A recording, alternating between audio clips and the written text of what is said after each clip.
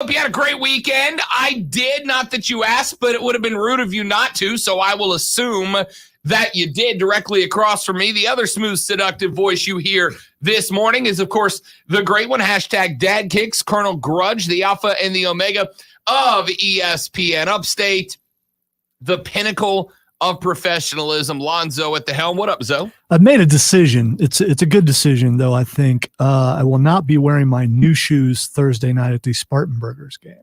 Correct decision. Yes. Correct decision. I don't want to get them dirty. So. Correct decision. The all whites, the dad kicks, the hashtag dad kicks. Is that what you were going to bring out? I am not going to agree to what you just said. I will say that my new shoes I will not be wearing Thursday night. Hashtag that gets. Just because. So if you were going there thinking you're going to see what Rob calls my shoes, you're not going to see them. So not what I call them, what they are. I'm not going barefoot either, but the previous shoes that were retired to the yard, which I enjoy Michael Stathakis' tweet over the weekend because he understands there's a rotation. When you retire one set, they move down, and then the oldest set goes in the trash. It's a good rotation. That is the most dad thing you could say about dad kicks. What do you do with your shoes when you're done with them? You just throw them away, or so you don't have a shelf at home that you put them on? No, I don't have a shelf of shoes. Oh, well, you've got expensive kicks, and I don't know. You may put them on and go, 2021. They go in the bottom of the closet, and then when I wear them out, they go in the trash and they get replaced. Okay. So what you're saying is you have no further use for your shoes when you're done. Whereas Michael and I, we understand that, you can still put those things to use. Get your money out of them. Quick, give me a dad lecture about thrift. I just did. Yeah, I know. All right, a lot of stuff to get to. A lot of stuff to talk about on the broadcast today. And, we got to jump right into it. Here we go.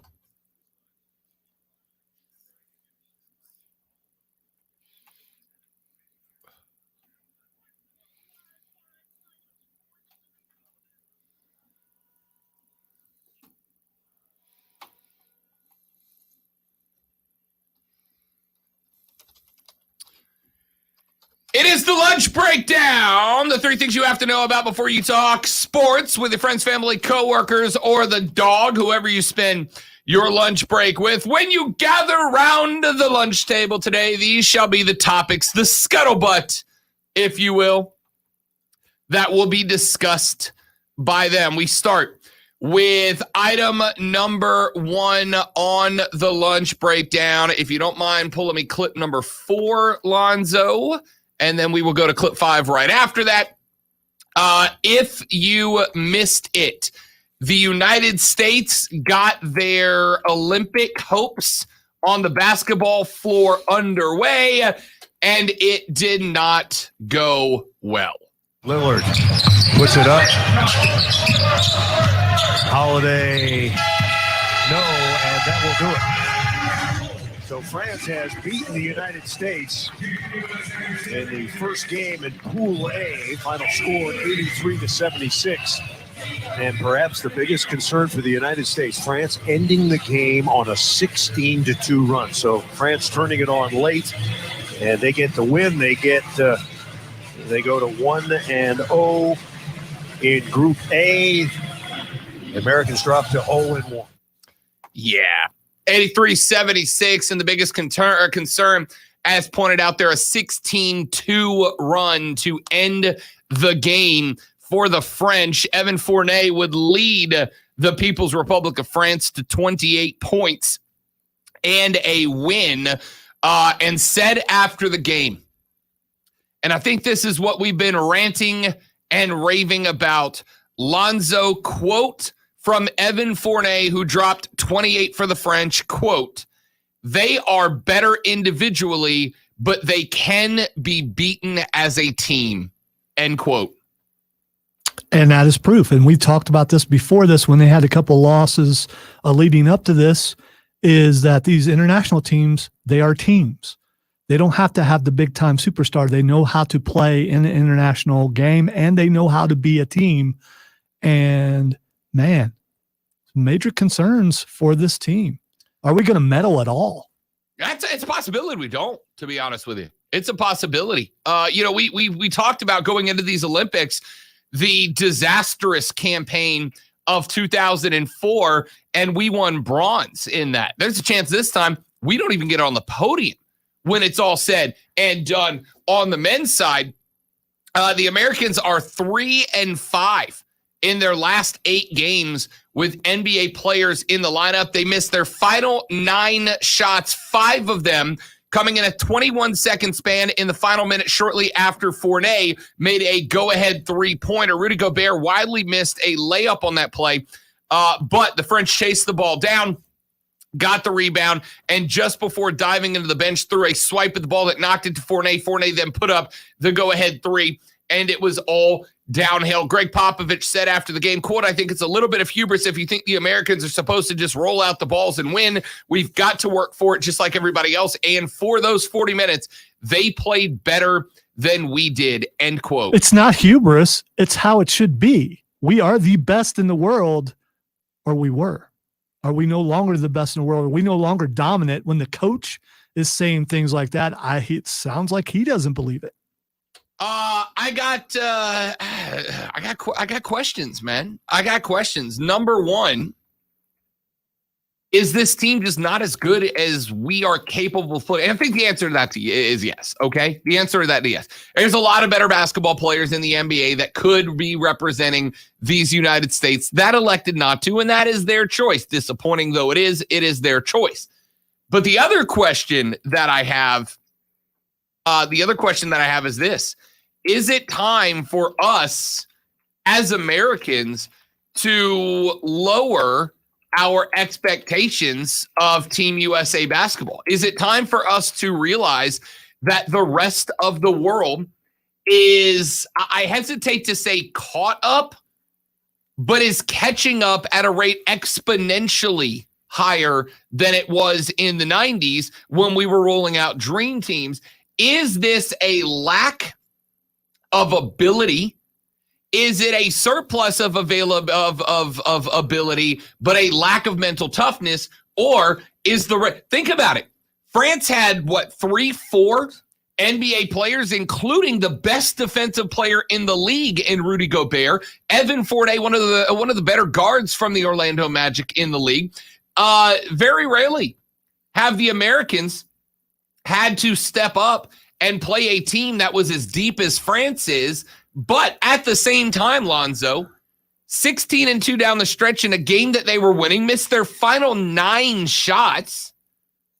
Is this just a setback, or is it time for us to lower our expectations? All right, I'm sure these same questions were asked when we got third place a few years ago. Sure.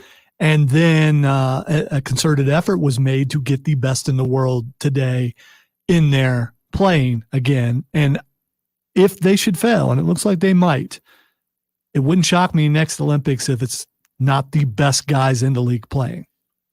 Yeah.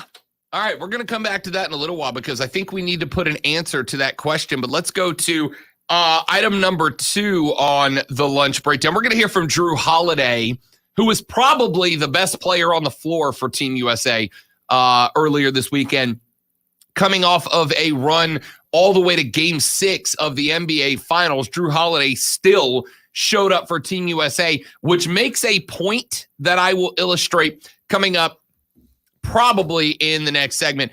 Item number 2 on the lunch breakdown, the Houston Texans, after initially insisting they would not trade former Clemson quarterback Deshaun Watson, shifted their stance on the quarterback's trade availability earlier this offseason and have, according to Sarah Barshop, ESPN staff writer, been fielding and been willing to field offers for a trade for Deshaun Watson. The Texans have already had preliminary discussions with other teams about Watson, who did report to training camp yesterday in order to avoid those $50K a day fines that come along with missing out.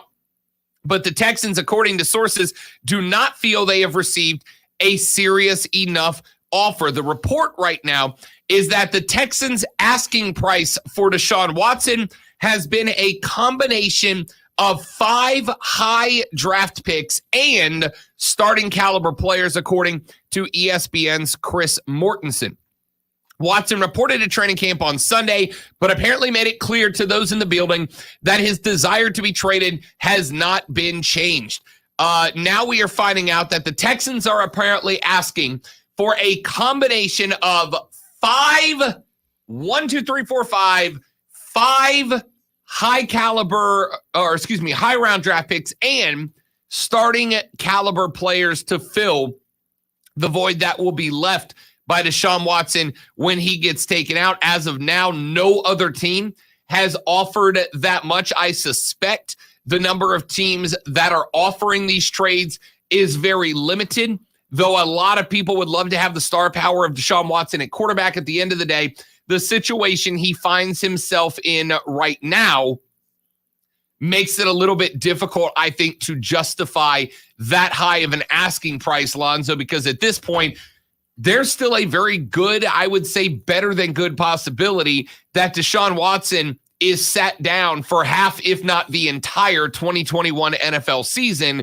And if that's the case, you are decimating your team for the hope that Deshaun Watson really is capable of coming back, for the hope that Deshaun Watson does not get suspended for more than a year or flat out booted out of the league if he ever ends up being convicted in criminal court. I'm also curious, what do you do as the coach and the team? I mean, do you put him out on the field? Or since you know he's not going to be there, do you go ahead and have him help with the backup, which I should know who the backup is, and I don't, because it's Houston. And it's been probably a different backup every single year. And knowing that those guys were never going to take the field, this is the first year where they actually probably will. What do you do as a teammate when accusations are made in this case? Do you keep your distance when he's is he treated like a pariah? Is he under his own set of protocols where he's just kept off away from everybody? I am curious about that because we've never seen a situation with this many accusations before. So first off, Tyrod Taylor is the backup quarterback for the Texans right now. And stay away from the team doctor. Yeah, seriously. Second off, I don't want anything to do with Deshaun right now. I just don't. I don't want to be attached to that. If I'm a player, if I'm a coach, hell, if I'm a team, I got to tell you. You don't want your picture taken with him. Yeah. Out on the practice field, you don't. I'm a little surprised the Texans allowed him to show up, honestly. After all the drama, forget all the stuff off the field. Just after the drama that he's created before these accusations started coming out, if I'm the Texans, I don't know that I invite him to camp. I don't know that I'd say, just sit on your couch until we figure out what to do with you. Stay in shape, but sit on your couch until we figure out what to do with you and go from there. We'll come back to that here in a little while, but we got to wrap up the lunch breakdown. Ladies and gentlemen, the first step in the departure from the Big 12 by Oklahoma and Tejas is in the books. Oklahoma and Texas have officially notified the Big 12 that they will not be renewing their grants of media rights following their expiration in 2025. And here's how you know it's legit. This came, Lonzo, through a joint statement released by both schools together. Oklahoma and Tech, you know how we've kind of made it a big deal in the past when Clemson and South Carolina have been on the same page with something because the list is short. Oklahoma and Texas are very much the same way. But they put out a joint press release that said that in 2025, when their media rights run up with the Big 12, they will not renew them at that point. The statement says, quote, providing notice to the Big 12 at this point is important in advance of the expiration of the conference's current media rights agreement. The universities intend to honor their existing grant of rights agreements. However, both universities will continue to monitor the rapidly evolving collegiate athletics landscape as they consider how to best position their athletics programs for the future, end quote. Big 12 sources told ESPN on Monday that the statement leaves, quote, some wiggle room, end quote, and does not fully guarantee that the flagship schools will remain in the league through 2025. The possibility remains that they paid a $75 to $80 million penalty for leaving early, which, while also giving the required 18 months notice per Big 12 bylaws, opens the door for their departure. Some have speculated that this is the first legal maneuver, and the possibility also exists that the Big 12 dissolves straight up before 2025. OU and Texas would then no longer be bound to stay through the duration of the contract, which is a possibility, right? We know Texas and OU are gone now. This pretty much sticks the nail in that coffin. Well, if you were the Big 12, you have just lost not one, but your two crown jewels. Your two. You only got two, and they are gone. So now if you are a West Virginia, Lonzo, you're West Virginia. You are a good program. You're a known program, but you're not Clemson. You're not Alabama. You're kind of in that second, maybe third tier overall. If you know the Big 12 has just lost its two biggest money-making programs from the fold, tell me that if you're West Virginia, Lonzo, you're not on the phone right now with the ACC, with the SEC, hell, with the Pac-12 or the Big 10 going, hey, guys, the Big 12's toast without Texas and Oklahoma. We want to move. Lonzo, I hate to say it. I don't hate to say it because I don't really care all that much. I think 5 or 6 years from now, we're going to be sitting here doing this show. We're going to be sitting here looking at a brand new evolution of college football. We're going to have super conferences, probably 2 or 3 of them. And I think we're going to look back at today, July 26, 2021, the day that Texas, Oklahoma officially filed the paperwork that basically begins the end of their involvement in the Big 12. I think you're going to see the Big 12 schools start to shift their power into other conferences. The super conferences rise, and I think it starts today. Probably the Big 12 is done unless they can figure out an angle to grab some teams from somewhere else. And one angle to do that is, hey, the two big dogs are gone. You got a chance to come in and win this conference. And if playoffs expand, you're nearly you'll be guaranteed a playoff spot. So why not come save the Big 12 and and replace Texas and Oklahoma? Are there any teams out there that would be willing to do that, be willing to jump from the Big 10 or jump from the SEC or jump from I'm not going to say the ACC. The question is, see, that only works if you can keep the rest of the core of the Big 12 intact. You can convince Oklahoma State. You can convince Iowa State. You can convince these schools to stick around to rebuild from the ashes. My buddy Scooty, who used to play ball for Oklahoma State, used to play baseball for Oklahoma State, big Pokes fan, just texted into the show and said, prediction, Pokes to the Pac-12. The Cowboys fans, they already think they're gone. They're already planning to jump ship. If Oklahoma and Texas decide to take off, they're moving on. If you have, so you're saying as if it's not a done deal, there wouldn't be all this talk. There's no way, even with the meeting that they had yesterday, they're not going to convince them to stay. They're gone. And so now, is this conference, can you save the conference? If not, you're on the phone going, hey man, our team will look really good over there in your conference. Yeah.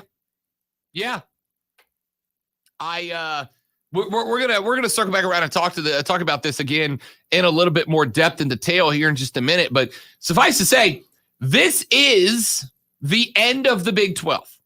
And I don't think, and tell me if I'm wrong, 844-GSP-ESPN, 844-477-3776. Text us at 71307, 71307. Start your text with ESPN so we can read them on the Ingles Market text line. Tweet us at The Rob Brown Show, at Lonzo Onward, at ESPN Upstate. Tell us if you're right or wrong. But I think this day, July 26, 2021, is going to mark two things in the future of college football. Number one, it is going to mark the day the Big 12 died. And number two, it is going to mark the day that the Super Conference was born. Because Texas and OU don't make this move. There's an old piece of advice my dad used to give me, Lonzo. No matter how much you hate it, don't leave a job until you have another one lined up, right? Don't leave your place of employment until you know where your next check is coming from. Texas and OU do not leave the Big 12 if they don't already know the SEC is on the table. And they can all deny it, but that is not a move that they make. So the SEC's got Texas and Oklahoma. They are now a super conference. Unless, Lonzo, something else happens. And South Carolina fans, this could impact you. I'll tell you what that is when we come back on the Rob Brown Show. Rob Lonzo, this is ESPN Upstate. I have it live.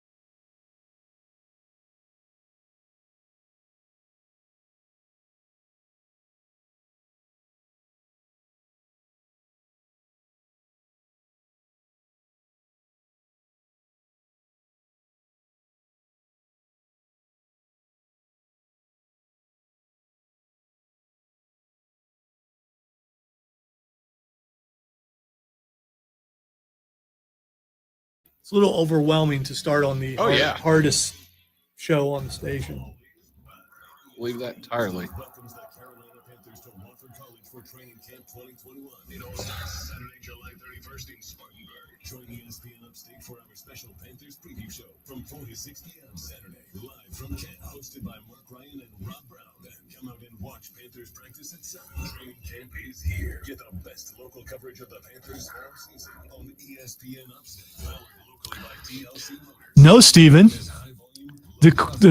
You're asking this question, which makes me think that maybe it's about us. Did we get return fire finally?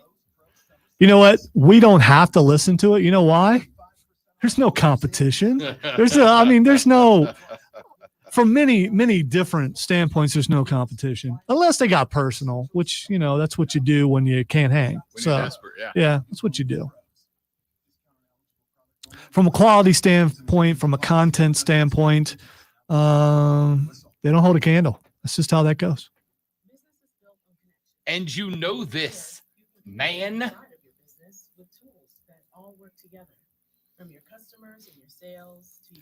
I'm not seriously arrogant very often, but do you know who I am? I'm an award-winning producer.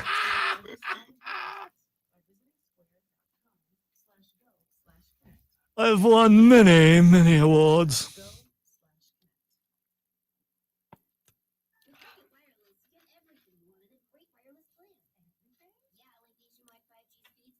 Also, admittedly, Steven, I just don't have time to listen to that show. I'm busy. Oh, there we go. That's what I tuned in for. Yeah, badminton. For what? Badminton. I ain't mad at it. It was either that or women's 3-on-3, but I wanted to see badminton. I'm a little disappointed it's not doubles because that's frantic. Telling you, man. I could have did this. I could have been somebody. I could have been an Olympic badminton player. I could have. Without a doubt.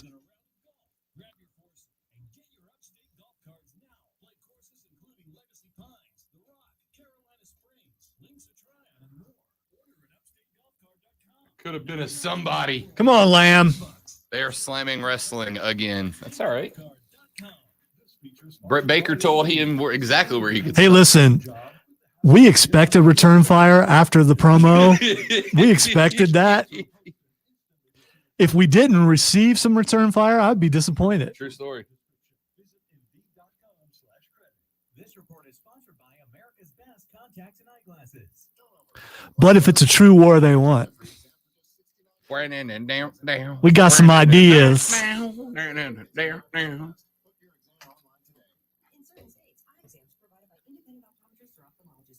I say when you guys do the Panther broadcast, you put him in a sleeper. Lockjaw.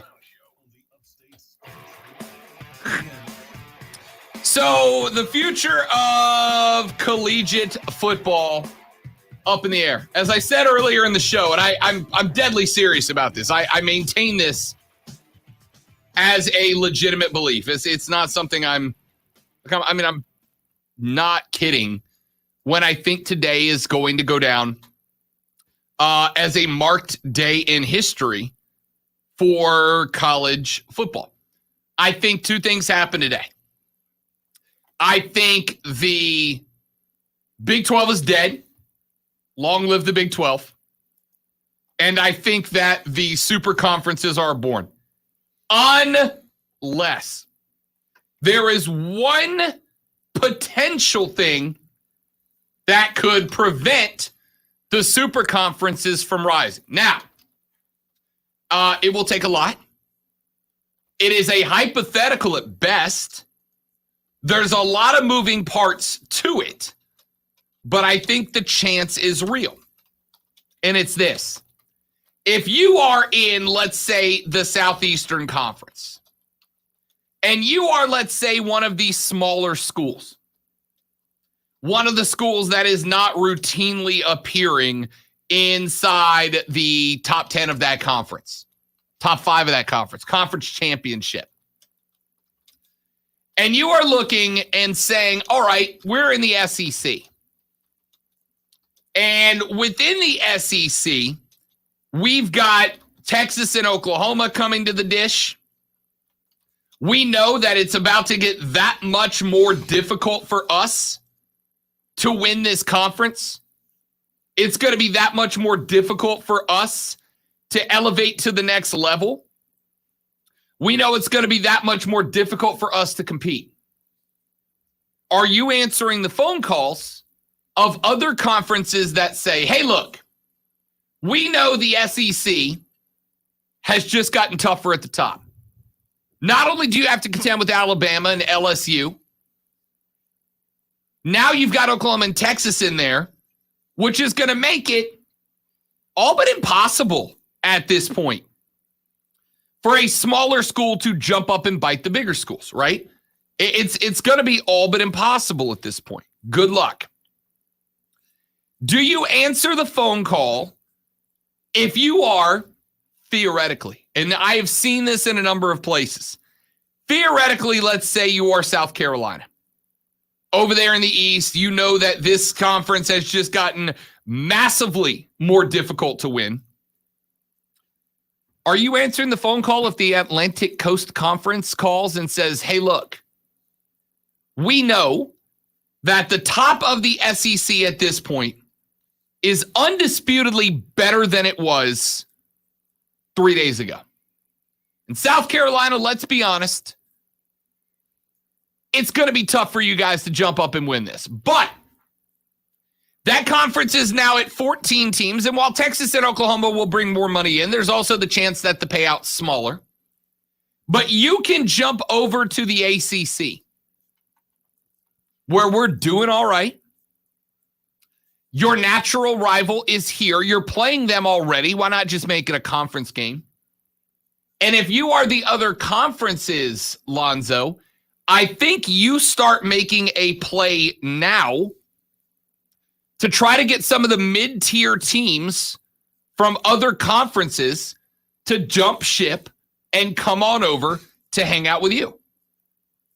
The only way some of these other smaller schools might survive if Texas and Oklahoma make their way to the SEC, to the Big Dog Conference, is to say, we are going to band together in other conferences and make the move. And I have heard schools like South Carolina mentioned as a potential jumping school. I have heard the SEC, Lonzo, may not be done taking the big dogs out of other conferences, up to and including. I have heard Florida State as a potential team to jump into the SEC. I have heard Miami as a potential school to jump in the ACC, to the SEC. Lonzo, and I don't believe this one, but I find it interesting. I have heard Ohio State as a team to potentially jump into the SEC. And if they can land even 2 of the 4 or 5 top-tier squads that I've heard mentioned as potential targets for expansion, I think the only way some of the mid-tier schools that are not routinely in the mix for national championships can survive would be to band together and utilize each other for growth. I think that's the only option here. But if you're South Carolina, why jump to the ACC? Why not jump to the Big 12? The thought is if the Big 12 still exists and it's not, I know what you're going to say. The thought is the Big 12 will no longer exist. But if the Big 12 does exist, there is, as we addressed earlier, there's some spots at the top. I don't think the South Carolina would go back to the ACC because they've been there, done that. And why go there where you could probably win the other side and then have to face Clemson? Although then it would actually mean something. What if you're Georgia and Florida? If you're Georgia and Florida, you've been, number 2 lately, and that's pretty much all you're going to end up being is number 2. And now the chances of you actually getting up there and having a shot at winning the SEC are gone. Why not Georgia and Florida jumping to the Big 12? So first off, and you're right, you do know what I was going to say. It's because I don't know that the Big 12 exists in a year. Really, I want to come up with a better response than the one that you already expected me to, Lonzo, but that's the cannonball of this whole thing, right? If the Big 12 can survive without Texas and Oklahoma, then a lot of the rest of this conversation becomes moot. The most far-fetched thing is Ohio State living in the Big Ten. Why? I agree. Why would you do that? You are the best team in the Big Ten, arguably every single year. You pretty much run that place. Every once in a while, someone comes up and knocks you off. But why would you go there somewhere else? I mean, you could say for more competition, but you're meeting that competition in the playoff. So first off, every question about college football, why would this, why would that, why would they? Lonzo, you know the answer to that every time. The answer to that every time is there's more money in it. If the SEC can put a proposal on the table to the Big Ten or to Ohio State and say the Big Ten pays out X million dollars a year and the SEC will pay out X plus $50 million per year, that's the number one reason to make the jump. Because while, and we've said this a million times and will a million more, at the end of the day, what's the most important thing in college sports and college football? Winning championships, titles, trophies, of course. But that's to us as fans. If you're a college football athletic director, what's the most important thing in college sports? Cha-ching. Dinero, baby. Cash money. Grease the palm, big dog. So if you are theoretically Ohio State in the Big Ten and you're looking over at the SEC and the SEC says, hey, we can put $50 million more a year than you're making from the Big Ten into your pocket, they're taking that. Of course they're taking that. Even if it makes the road to a championship a little bit tougher, they're taking that. Plus, on top of that, we have seen and heard time and time again that there are many of the top recruits in the country who say every year they picked the school they picked because they wanted to play against the best in the country. And they believe, whether it's true or not, that the best competition in the country is in the SEC. Stands to reason that college athletic departments would do the same, considering the best competition in the country. The best competition in the country is going to produce the most money in the country. That's it. That's all it comes down to. All right, let's take a break. 844-GSP-ESPN. I want your thoughts. Where do you stand on this? Oklahoma and Texas. Story, by the way, on our website at espnupstate.com, espnupstate.com. Oklahoma and Texas have both informed the Big 12 that they will not be renewing their media rights when they run up in 2025. Many people, myself included, believe that this is the end of the Big 12. What does it mean for the future of your school? Because it will impact some. Back after this on the Rob Brown Show at ESPN Upstate.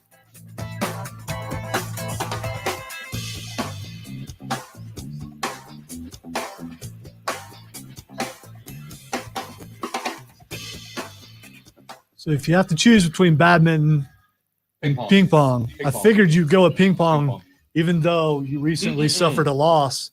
Table tennis. Okay, table. Yeah, I need to pick up pointers. I'm not taking that one laying down. Okay. I'm coming back for that.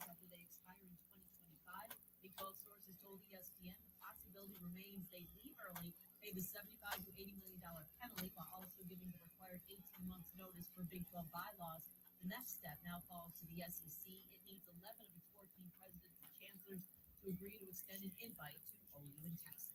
The Texans today holding their first training camp practice. This is the team now willing to list the trade offers for Deshaun Watson, its franchise quarterback who learned by the Texans are asking for a combination of high draft picks WORD Weather Center. Here's the update's most trusted forecast on ESPN Upstate. These fine showers and thunderstorms at times this afternoon. Partial sunshine, low to high around 92. Tonight, a chance for showers and thunderstorms, cloudy, low 73. Tuesday, chance for showers and storms at 99. I'm meteorologist Jennifer Lynch on 97.7 FM Greenville, 97.1 FM Spartanburg, ESPN Upstate.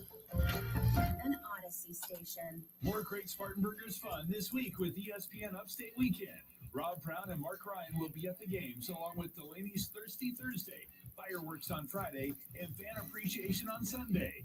Visit thespartanburgers.com for tickets. There's nothing worse than coming home from a hot day to find out that your AC unit isn't working. When this happens, you need an HVAC company you can trust. A company like Priority Heating and Air. Their HVAC specialist will give your system a thorough checkup. And if you need a new unit, Priority Heating and Air is a proud distributor of the Coleman line of HVAC systems. So keep your family or business cool this summer and give Priority Heating and Air a call today at 591-1847 or find them online at PriorityHeatingandAirHVAC.com. Priority Heating and Air. There's never been a better time to switch to Spectrum Mobile. You could save hundreds of dollars on your mobile bill. Plus, there are no added taxes, hidden fees, and no contracts. Try the Spectrum Mobile Savings Calculator today, and in 3 easy steps, you'll see how much you could save. You have a golf cart in the next break. Visit spectrummobile.com/save. Happy Monday to you, Keegan. Say that again. I was saying happy Monday to Keegan, who said happy Monday. What's up, Key? Good to see you, buddy. Thanks for coming by. As always. The course keeps changing right before your eyes. And in order to maneuver it, you need an expert by your side. That's what Dell Technologies advisors do. They have the tech solutions you need to help you get out in front and stay ahead of the game. Woo! at 877-ASK-NOW and do more with modern devices in Windows 10 Pro. Marcus by Goldman Sachs offers personal loans with no fees, ever. Banks offer coffee. So what's more important? A Marcus by Goldman Sachs loan with no fees that could help consolidate debt.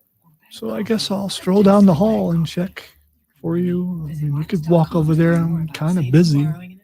If you're watching, you know. Investing involves risk and investment includes value. Brokerage and investment advisory services by Goldman Sachs and Company, LLC. Member FINRA SIPC. Lending and deposits products provided by Goldman Sachs Bank USA. Member FDIC. According to research, 82% of people remember radio ads. No, I'm not playing on my phone. I'm being texted by the boss. I kind of want you to find their promo and play it. In fact, 4 out of 5 employers who post on ZipRecruiter get a quality candidate within the first day. We're coming back, but remind me next break. Okay. I mean, we can play it live on the air if you want. Can you find it? Yeah, let's do that. Let's do that.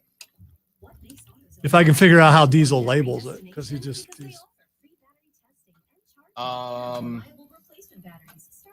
he always put mine in the rotator. It's got to be in the rotator somewhere. Oh no, that's not what I'm talking about. It may not say what it actually. Oh, I get what you're saying.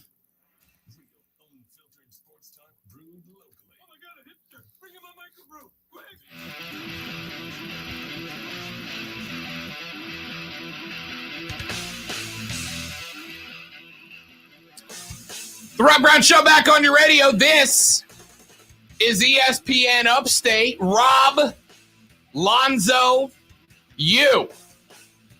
844-GSP, ESPN, 844-477-3776. Text us at 71307, 71307 on the Ingles Market text line. Start your text with ESPN. Did we find it? Well, it's labeled Hulkster call, so I'm guessing that's it. Gotta be it. Ladies and gentlemen, Diesel is very literal when he's very, very literal. So let's we were informed via the stream chat earlier today that the show for men, who by the way was called out by Dr. Britt Baker, DMD, last week, has put in a promo where they once again try to take us down. I don't know if that's legit what happened, but we went and we found that promo, and it's good for everybody at the station to cross promote. So here's some cross promotion. Here is that promo for Offsides with Diesel and Mark Ryan.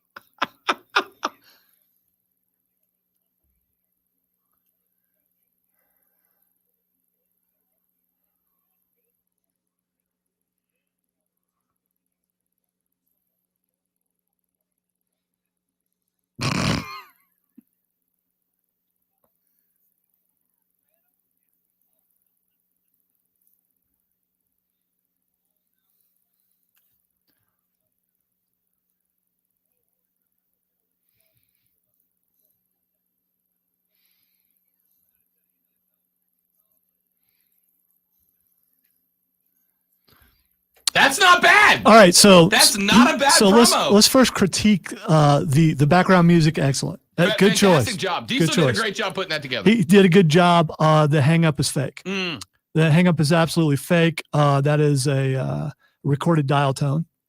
Because it's for emphasis. I'll give him credit. I know, but a recorded dial tone sounds different than an actual dial tone. And here's the other thing: we have this thing in the business where we don't do this, but there are other stations who do this.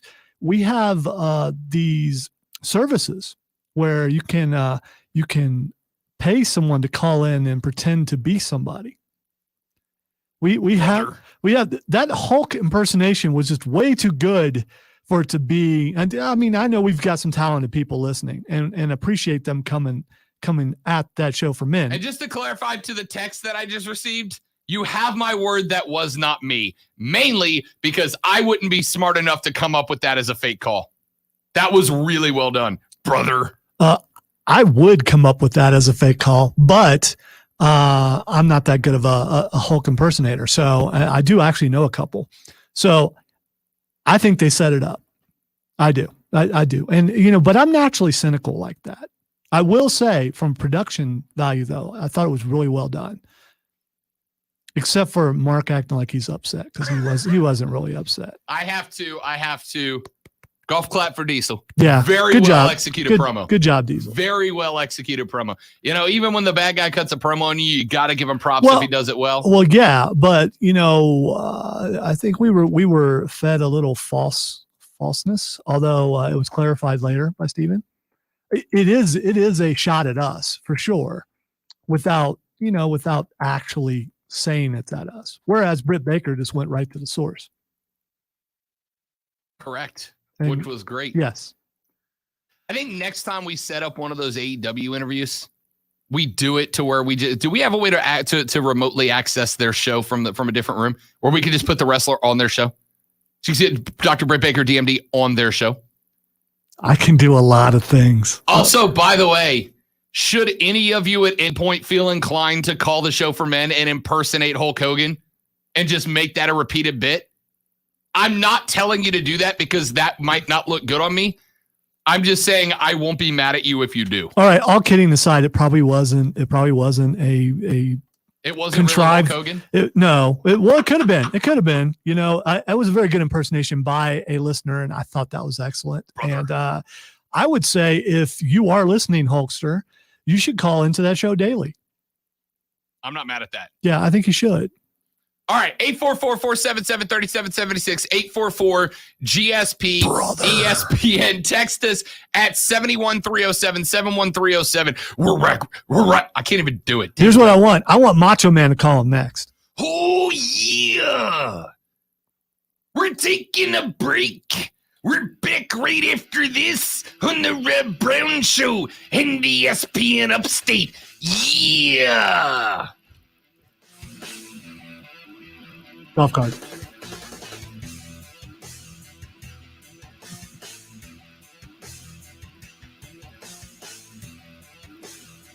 The 2021 ESPN. Sorry, forgot to switch back. Yeah, I'll have to finish the live if you can't. Come on, man. 2021 Upstate Golf Card is on sale now, ladies and gentlemen. You can get yours for $99. It's going to get you 9 rounds of golf at 9 of the most prestigious golf courses in the entire area. Y'all, you can't beat that deal. I promise. I've tried. Listen up. You can play 9 beautiful courses, $99. You get a couple of them. You take 9 different friends golfing. You got 9 new best friends out there, man. Help me help you. Ladies and gentlemen, you're not going to get a deal like that anywhere else from anybody else, which is why we are so happy to have the 2021 Upstate Golf Card on sale for you now. Go to upstategolfcard.com, upstategolfcard.com to see yours now, to get yours now. Buy one for you, your friends, your family. Make them all happy. I promise it'll work. Go to upstategolfcard.com for more. It's the 2021 Upstate Golf Card. I just thought of something. If you are going to the Spartanburgers game on Friday, I'm not. No. I'm talking to the listeners. Oh, gotcha. This is just an idea. What wrestling chant could they do in the crowd when Mark goes out to throw the ball? What? I mean, that would work. Or maybe no.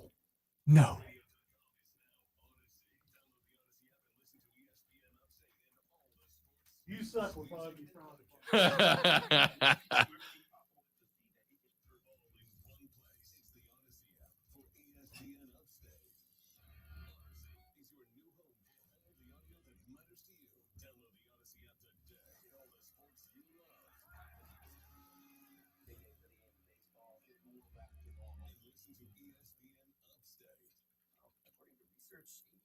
of people remember radio ads. That means that 82% of you listening right now will remember that this is an ad for ZipRecruiter. If you're hiring, 82% of you will recall that ZipRecruiter makes hiring faster and easier. And 82% of you will note that you can try ZipRecruiter for free today, but you have to go to ZipRecruiter.com/radio, like where this ad plays. 82% of you will keep in mind that ZipRecruiter's technology finds qualified people for your job and actively invites them to apply. 82% of you will also know that I live with my mom. But the most important thing to know is that ZipRecruiter works. In fact, 4 out of 5 employers who put on I just thought of another goal. So you're not muted, by the way. Oh, because we're back. That's fine. That's fine. So next time wrestling comes to the well, because they will be back. Yeah. Now that they're, we somehow find a way where it's sold to the point where we have to do a remote there. Not necessarily us. Oh, no, necessarily us. No. I want the Show for Men to have to do a remote from a wrestling event. I just think that would be so funny. I'm here for your diabolical scheme. Also, Plaid Falcon on Twitter just said that he feels like if we reached out, because he has so much to promote, that he said, quote, "I'm not saying Steve Austin seems like a good enough sport to accept if we ask him to call in and trash wrestling haters. I'm just saying shoot or shoot." I may very well see if I can catch up with Stone Cold Steve Austin and if we can get. So here's the problem I have with Stone Cold. Dr. Britt Baker was the perfect candidate to run smack at Mark, right? Because he couldn't say anything back. Right. Yeah. If I get Stone Cold on, and this is where ego comes into play, Lonzo. You just If I'm want to talk asking Stone Cold. to Yeah. cut a promo, I'm asking him to cut it on me. Yeah, I get it. Coworkers repeat your jokes in the office, but they're never as good as when you tell them, and shame on them for trying. There, don't you feel better? You'll also feel better knowing you could save when you bundle home and auto with Progressive. Although I'm sure I gotta say, it was an evil idea in the first place. I can't believe she did it, and I am so glad that she did because that was just awesome. She just posted something on Twitter with her with the I forget the actor's name, who the leader of Cobra Kai.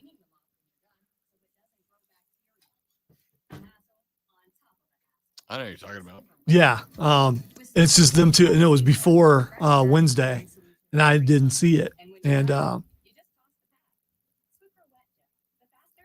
he says something like she was Cobra Kai before there was Cobra Kai, and they both went straight uphill on it. It was excellent.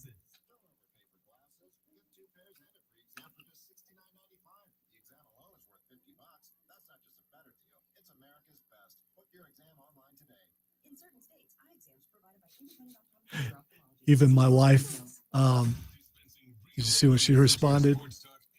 Oh, hit the mark? No, the new.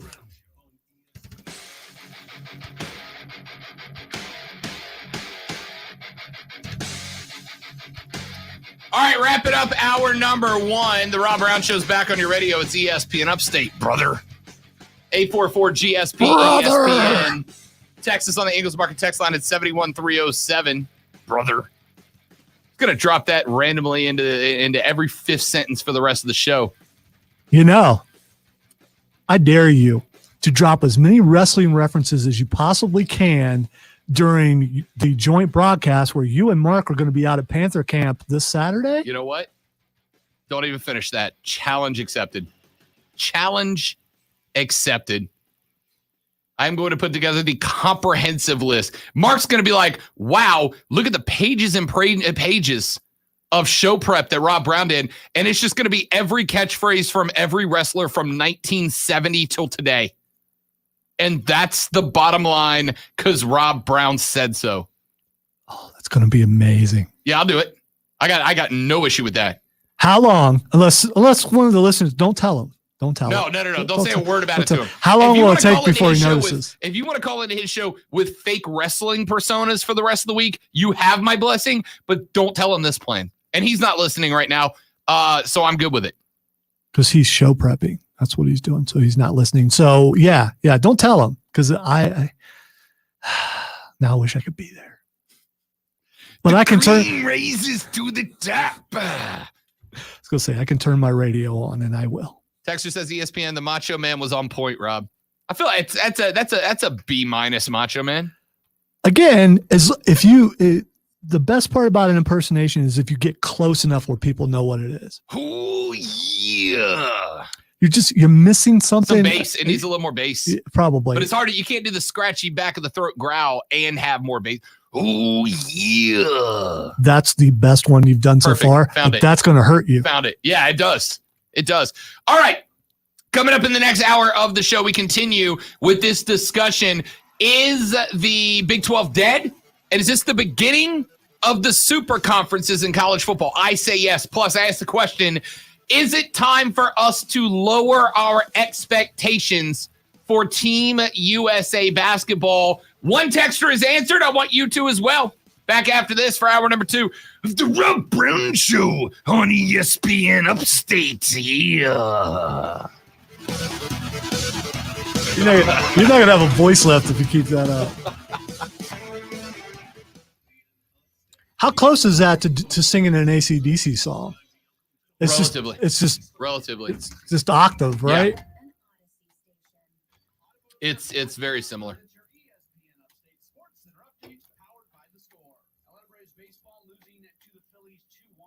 So Mark beat me because he has it. I'm going to give him credit for something. I'm going to say something nice about Mark Ryan. I want you all to notice this and tell him. Mark has an incredible serve. And we're talking ping pong here. He has this what happens serve. when you're in Florida for 7.5 years. I mean, you got to do something there, I guess. I mean, I was there 31 and I didn't figure out how to hit that serve. I've got a decent Let's talk about the serve. college. I've got like a sideways underhand curve, so it spins left to right, and if you hit it, it circles back the other way. Mark has got it where the paddle looks like it's coming straight, but he can either push or pull it as he gets it.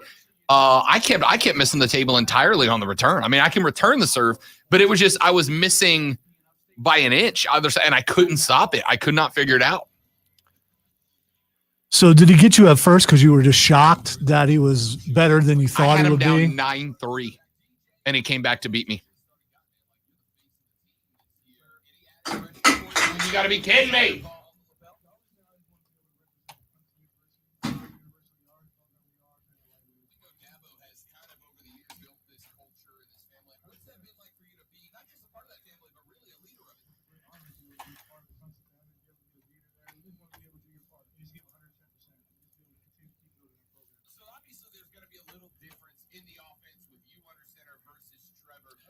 Keegan says you need to sing Ace of Spades in that voice. That's pretty close to that too.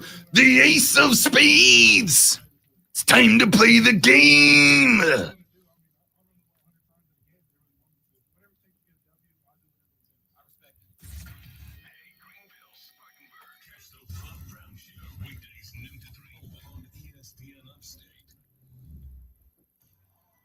I'm gonna do clips 6 and 7 in this segment.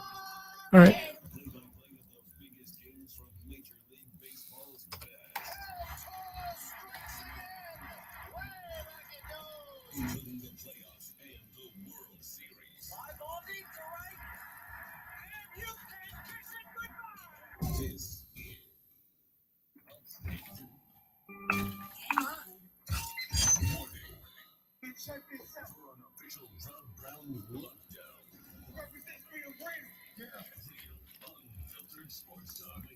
Locally for the Carolinas. This is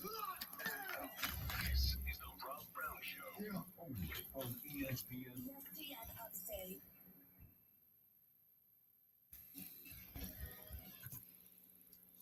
The Rob Brown Show back on your radio. It's ESPN Upstate. Rob, Lonzo, and you on the show nominated for Best Sports Talk Show in South Carolina, which I don't think we mentioned last week at all, Lonzo. We were too busy. I was in Charlotte. We were too slammed up to even mention the fact that we were nominated for Best Sports Talk Show in South Carolina. You know what that means? Got to double up this week to make up for last week. It seems only right. Yep. It does. All right. Super conferences and the death of the Big 12. Am I being, and here I'll ask you this, Lonzo. I feel like I laid out my argument for it. Am I being exaggerative? Am I being dramatic? Earlier this morning, we found out that the Big Ten, scratch that, Texas and Oklahoma, have informed the Big 12 that they will not be extending their media rights agreement with the conference past its conclusion, which is 2025. Now, that does not mean that Texas and the Big 12 and Oklahoma and the Big 12 will remain intact until 2025. In fact, there are some people, myself included, that believe that because Oklahoma and Texas effectively float the Big 12, that simply the knowledge that those teams will be leaving will create a situation where Baylor, Iowa State, Kansas State, Oklahoma State, TCU, Texas Tech, and West Virginia find their backs against the wall. They simply will not get the sponsors and the resources. If you are a sponsor of the Big 12 and you are watching this go down, there comes a point where you have to look at what is happening and go, we might not want to put any more money into the Big 12 because it is not unreasonable to think that this conference is dead. It is dead man walking right now for the Big 12. If Oklahoma and Texas join the SEC, which I think they will, as I mentioned earlier, when I was a young lad, just knee-high to a grasshopper, as the saying goes. When I was a young lad, my old man would tell me, hey, if you are going to leave a job, and there are times you will leave a job, but if you are going to leave a job, you do not leave that job unless you know where your next paycheck is coming from. You don't leave a job until you know where the next check is going to be signed. It was good advice. It was good advice. And I agree with him. And I think most folks kind of follow that, unless it's just a desperate situation. Most people understand that leaving a place of employment without another one lined up is dangerous. And these schools aren't dumb. They know that if they bail on the Big 12, and they bail on the Big 12 without having a conference in place ready to accept them already, that they are at an enormous risk at that point. They just are. So I got to think Texas and Oklahoma already know that the Southeastern Conference is awaiting them with open arms. That agreement may not be on paper, but that agreement has been struck, and it's been kept quiet. In fact, the story went on Friday, Lonzo, that the only reason that we found out about this, Texas, Oklahoma, and the Southeastern Conference wanted to keep this quiet, yeah? Wanted to keep this quiet. And the reason that they didn't and couldn't was because eventually word got out to Texas A&M. Texas A&M is holding a meeting today amongst their board of regents to discuss the future, to discuss what this means for that university. And the question mark is, does this mean Texas A&M is out of the SEC? Will they be moving on? Could Texas A&M theoretically be a replacement for Texas in the Big 12? Now, A&M is not a blue-collar school to the level of Texas, but A, they're not far behind, and B, the amount of money that school brings in from boosters and private donors is out of this world. So they would be a decent replacement. Doesn't mean it will for sure happen, because here's the reality. The booster money is coming in whether they're in the Big 12 or the SEC or the Big 10 or anywhere else. The problem is, to go back to the Big 12, you are still going to be sacrificing a significant chunk of your income that comes back, that is a kickback from the conference itself. And they're not going to want to do that. So this leaves us in a spot where, unless Texas A&M is so mad at the SEC, at Texas, at Oklahoma, that they go, you know what? We're not even worried. We're not even worried about the money from the conference. We feel like we can boost the credibility of the Big 12 enough that we can actually get that back. I don't think that is a reality, Lonzo. I don't think the money's there for Texas A&M and the Big 12. I think at some point they're just going to have to shut their mouth, know their role. That's one right there, and stick to where they are. I'm warming up for Saturday, by the way. They have to stay with where they are. They have to recognize they're a B-plus player. There's another one. They don't have an option. So if you're sitting here thinking the Big 12 is just going to float this by picking up another couple of schools, you're not picking up schools that are going to contribute like Texas and Oklahoma unless you pull the big dogs away from another conference. Well, we know they're not coming out of the SEC, right? We know that. I don't think that the Big 12 could leech Ohio State away from the Big 10, which is the float there. The only reality that I have seen so far that I think is a legitimate threat to happen, though, is a conglomeration of the Big 12 and the Pac-12 that form into another super conference. They go, we're looking at the SEC, adding Texas and Oklahoma to the 14 that are already there, the best conference in college football, arguably. We're looking at that. How do we compete? And the answer is we compete by having bigger numbers of schools that can bring them more money and hopefully pop up and compete.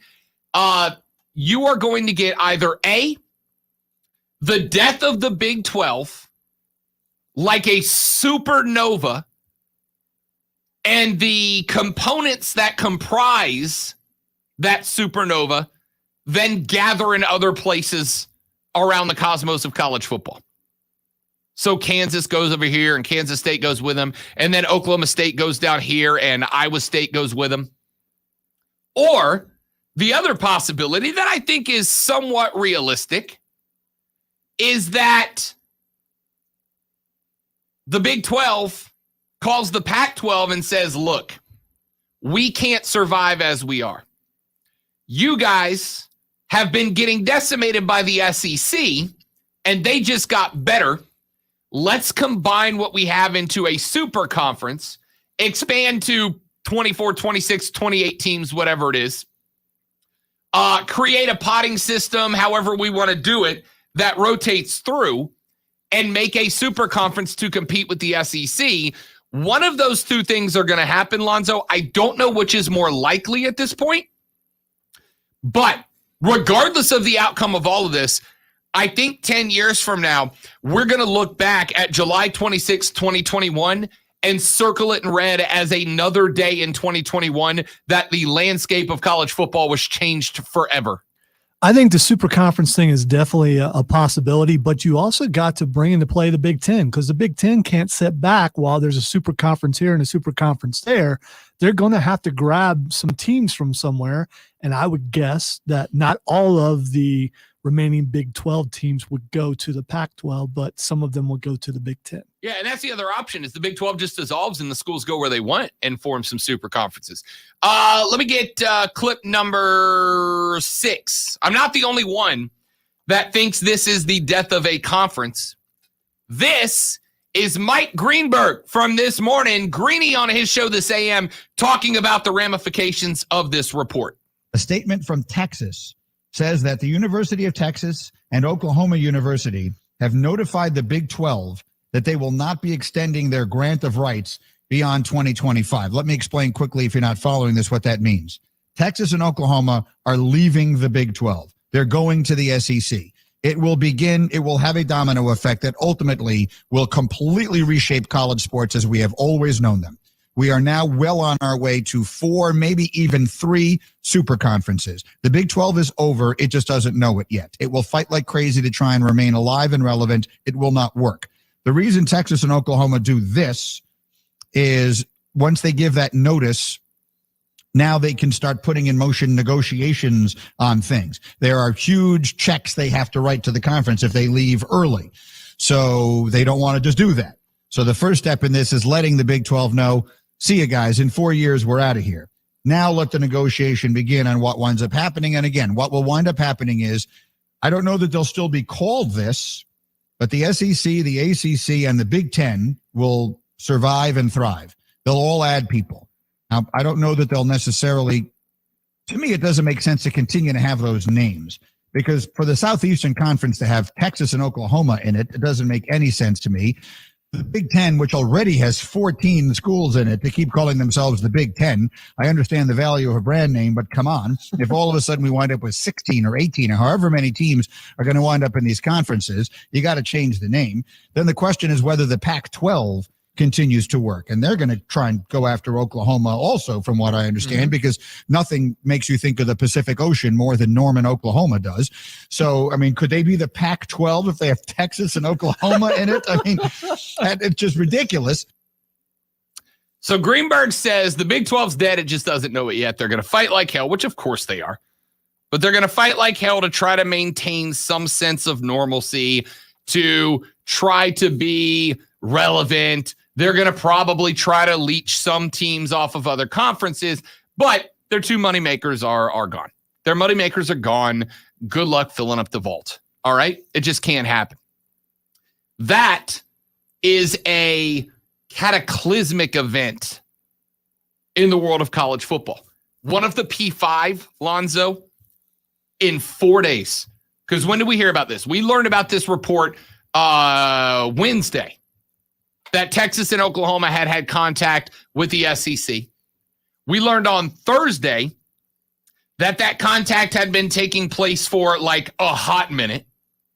We learned on Friday that they had been trying to keep it quiet and A&M blew the lid off of it.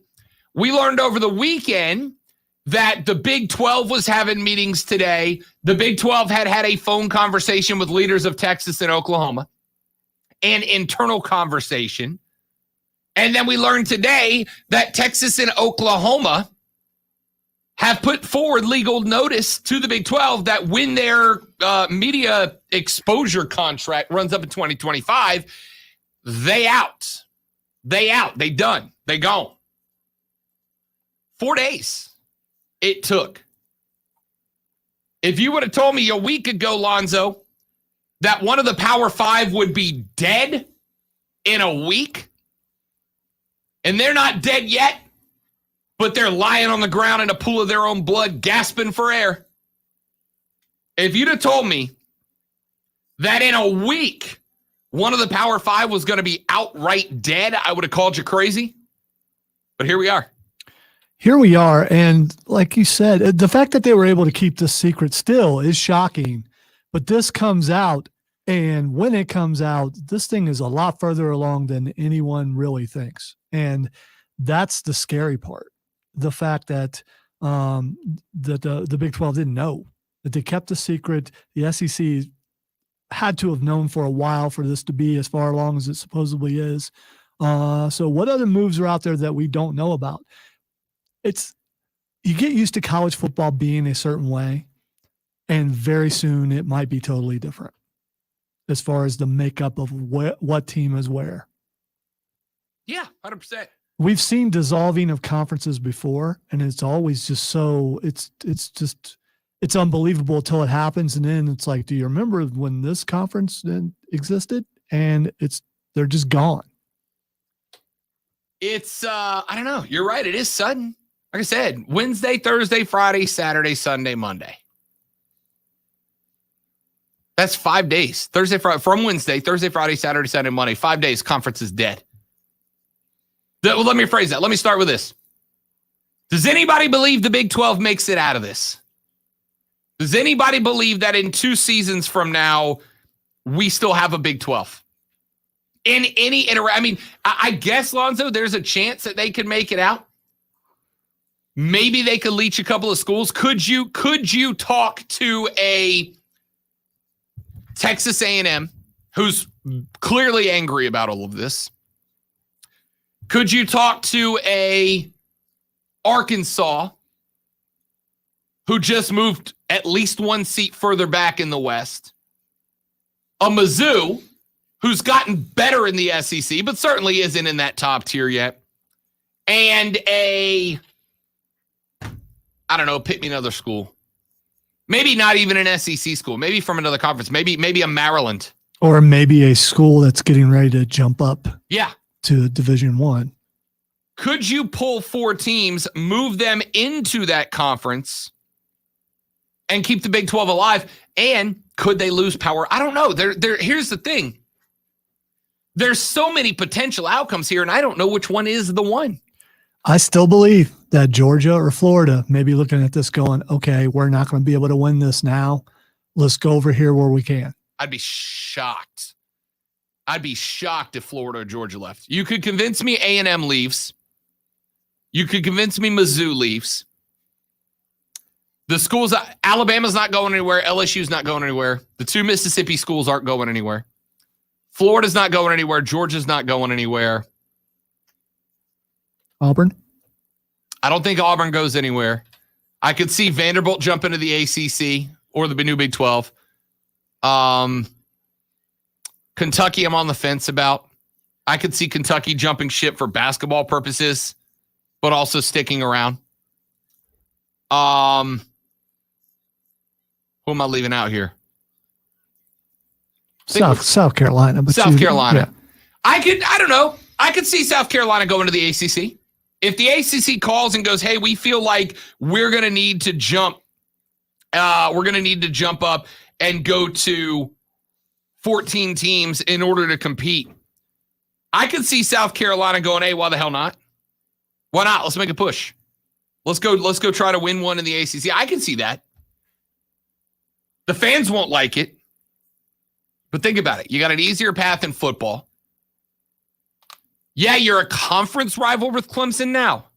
But you're already playing them once a year. You're already competing with them in recruiting anyway. How is it that big of a difference? Y'all been trying to grow the basketball program, ain't you? Right? You've been trying to grow the basketball program.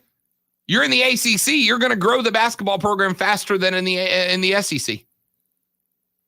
I could see South Carolina being a ship jumper, without a doubt. And on top of that, the Clemson fans can't make fun of you for it, right? Like you're going to still get it from Florida and Georgia fans. Oh, you cowards! You left the SEC because you couldn't. No. But Clemson can't make fun of you for it. Why not? What's the outside? Hell, I don't know if I'm South Carolina. I don't know if I'm in charge of South Carolina, though. I'm not sitting there today positing the potential of jumping to the ACC and getting out of the SEC if Oklahoma and Texas are coming. But like what we talked about earlier, you only make this move if there's money in it. If you can make more money move into the ACC, then you do it. If not, I mean, chances are you're not going to get a whole lot worse than where you are right now in football. So, I mean, you can't go, oh, we immediately drop down. No, not very good at this moment. If it was a time when South Carolina was competing, like when Spurrier was there, maybe it would be more impactful to go, well, we need to stay here because we're right there. But because they're not right there, maybe it is time to jump if the money's right. Yeah. I mean, look, there's money in the ACC, right? I don't know if there's as much as there is in the SEC, but there's money in the ACC. And if that conference gets a little bit better, there's going to be more. I don't know. South Carolina fans, if I offered you the opportunity right now to leave the SEC and jump to the ACC, do you take it? I think it might be a good idea. You're going to be more competitive on the football field. You're going to be able to grow your team better in that basketball conference, which provides more. I think it might be a good idea. If Oklahoma and Texas are coming to the SEC, which, like I said, as far as I'm concerned, it's a done deal. I cannot see a situation where they don't already have a deal signed with agreed on with the SEC. Texter says, ESPN, what if the Big 12 teams split up to join the Pac-12, Big 10, and ACC, leading to buys in the 4 winners of those 4 conferences, SEC included, in the new playoff with the other 8 seeds out? So basically, he's saying if we go from 5 down to 4 we go to a Power 4 conference setup, the 4 conference champions end up getting in, and the other 8 in a 12-team playoff go into a 8 in the bracket, 4 conference champions, get a 1 week bye. Look, we can sit here and talk playoff scenarios all day for 8 versus 12 versus 16. As I've told Lonzo in the past, it's kind of like debating what color is the best to paint a Lamborghini. I mean, we both have ideas of what color is the best to paint a Lamborghini. But at the end of the day, neither one of us is ever going to own a Lamborghini, so it doesn't really matter. We got to see what's going on. Well, I mean, your dreams may not go that high, but mine still do. Texas says ESPN, nope to USC jumping to the ACC. So 1 no already. Let's take a break. Back after this on the Rob Brown Show. It's ESPN Upstate. AutomotiveMap.com presents your ESPN Upstate Sports Center update powered by The Score. Wofford football announcing the kickoff times for their home games this upcoming season. On September 28th, their first home game against Kennesaw State. That game will kick off at 6 o'clock, and then the rest of their home schedule will all be 1:30 kickoffs. October 9th against Furman, October 16th against Sanford, October 30th against Western Carolina, and November 6th against Chattanooga. The college football yearbook has announced their preseason group of 5 starting lineup. It includes 2 players from Coastal Carolina in senior Isaiah Likely and also senior DeJordan Strong. Download the Score app today. Lightning fast sports alerts so you never miss a thing. It's why the Score app is one of North America's most popular sports apps. With your ESPN Upstate Sports Center update, I'm Matt Pauley.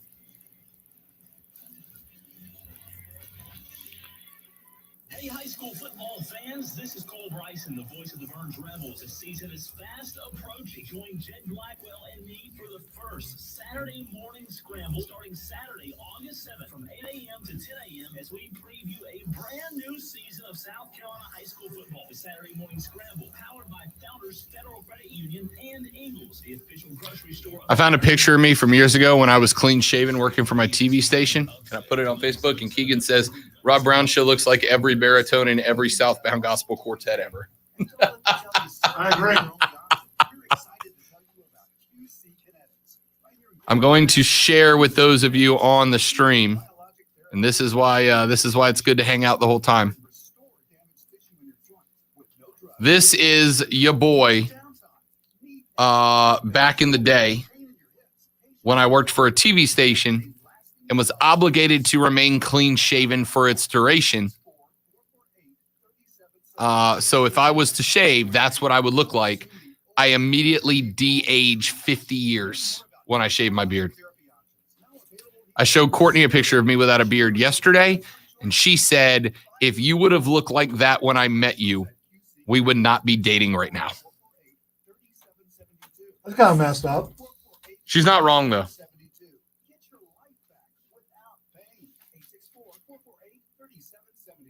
Ingles Markets is hiring in all divisions, retail, distribution, corporate, and pharmacy. Ingles is an equal opportunity employer offering competitive wages, advancement opportunities, benefits, and holiday vacation sick pay. For more information and to apply, visit ingles-markets.com/careers. Golfers, the best upstate deal on golf is back and on sale now. The 2021 Upstate Golf Card gets you a round of golf at 9 premier upstate courses, and it's only $99.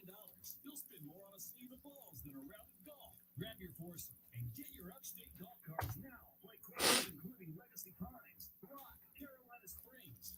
Steven says, my plans are to ask Mark what he thinks about being ping pong champ against Rob and then hit him with the rocks. It doesn't matter what you think. We both co-signed that idea, Steven.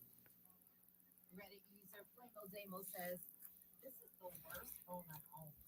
People are always bothering me about it. I'm scared just to use my phone in public as a random someone may just give me a stupid grin or whisper to their friends. I cannot stand the fact that I just can't relate to normal phones anymore. Are you ready for this life? Find out at Samsung.com/reserve. That's Samsung.com/reserve. The boss is not in the building. That's why he is texting me things. Ah. So even when he's not in the building. What you get for being the guy, Alonzo. The Alpha and the Omega title comes with responsibilities. I'm important. Yay.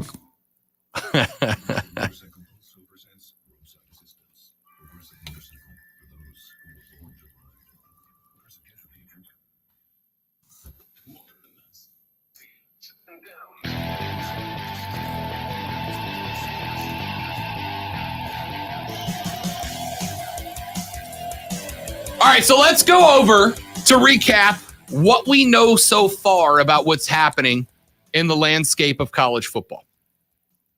What we know so far about the report that we got earlier today is that a joint statement from Oklahoma and Texas was submitted to the Big 12 saying that they would not be renewing their media broadcast rights when their current contract ends in 2025. That was a joint effort between the two schools sent to the conference. The next step, as far as I've been able to figure out, the next step for these two schools would be to formally petition the Southeastern Conference for membership. For that move to happen, 11 of the 14 current SEC presidents and chancellors would have to agree to invite them. We know that Texas A&M is likely going to say no to that, okay? They don't want Texas in there because they got to split up some of the Texas audience if they do that. Whatever. But we haven't really seen much, if any, kickback from any of the other schools not wanting this to happen. It is right now being assumed that the other schools would vote to add the two new members. Now, I was thinking about that during the break, Lonzo. We were talking about the potential for a school like a South Carolina, a school like a Vanderbilt, a school like a Kentucky to jump ship from the Southeastern Conference and move elsewhere. I don't think it goes down that way. Now that I've thought about it, because, Lonzo, it doesn't really make sense that a school like a South Carolina would vote to invite Texas and Oklahoma, but then leave because of it, right? So that means A&M would likely be the only school that asks out of the SEC in order to move somewhere else. The other question is, would the SEC presidents still be willing to an extended invitation if Oklahoma and Texas said, you know what, $80 million a school is a lot of money, so we're going to stick around through our contract with the Big 12, which wraps up in 2025. If Texas and Oklahoma did say they decided to ride out that contract to 2025, would the SEC still be willing to extend them an invitation at that point? The answer is probably, unless somebody else comes along and jumps in first. Florida State, Miami, Clemson, Ohio State. Some of those are more likely than others, obviously. So what comes next now that Texas and Oklahoma have submitted this letter to the Big 12? The two most likely scenarios, I think.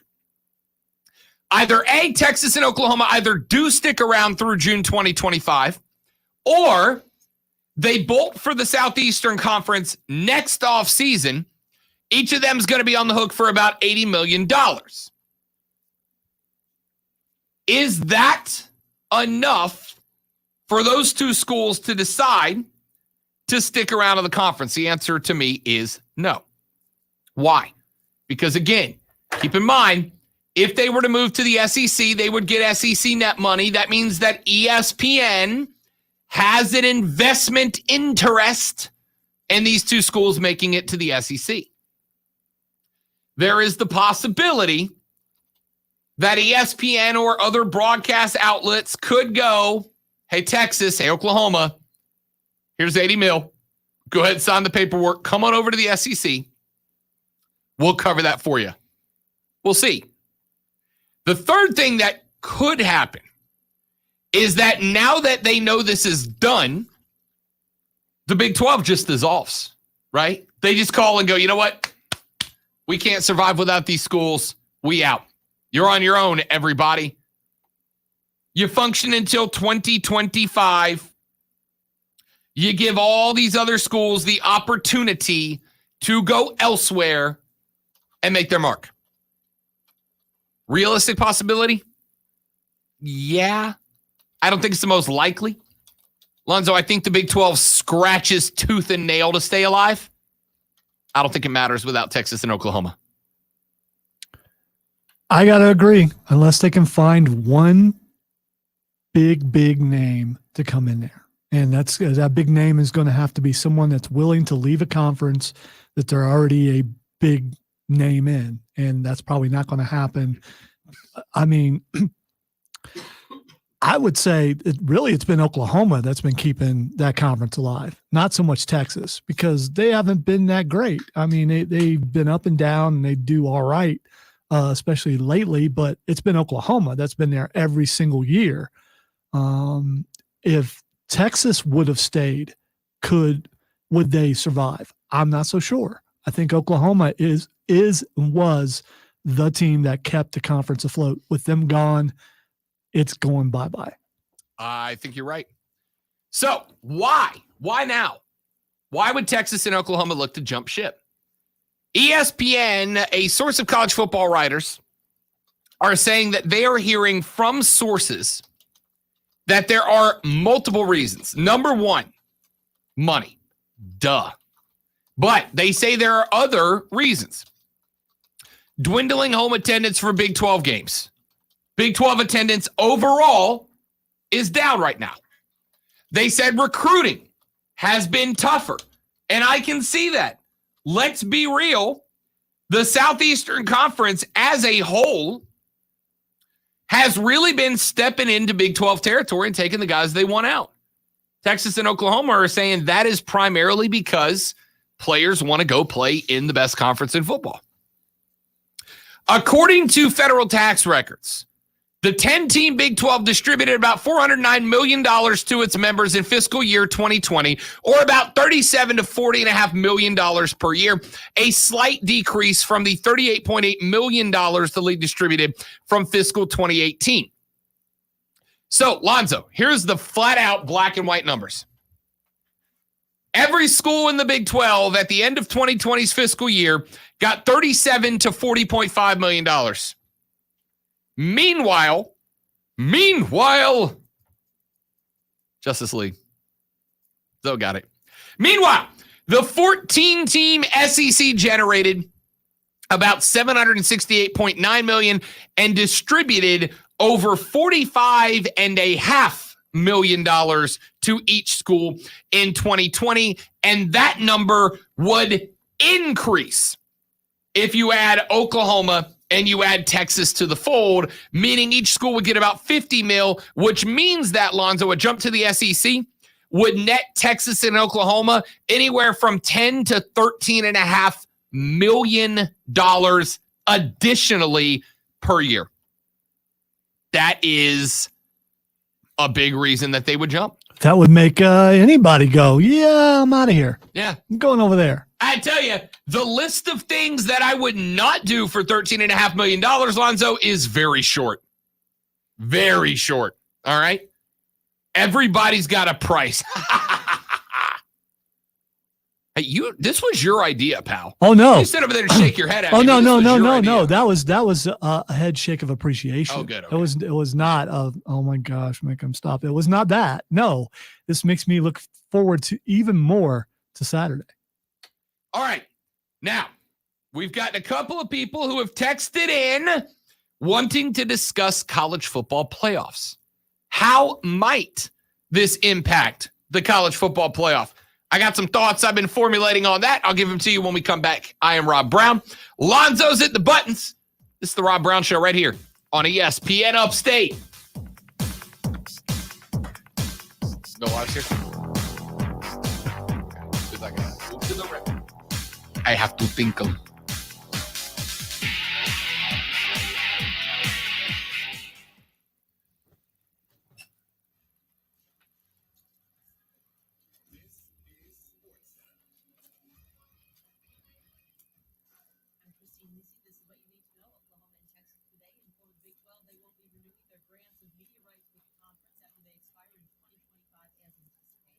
Big 12 sources tell ESPN the possibility remains OU and Texas pay the $75 to $80 million penalty for leaving early, while also giving the required 18 months notice for a Big 12 bylaw.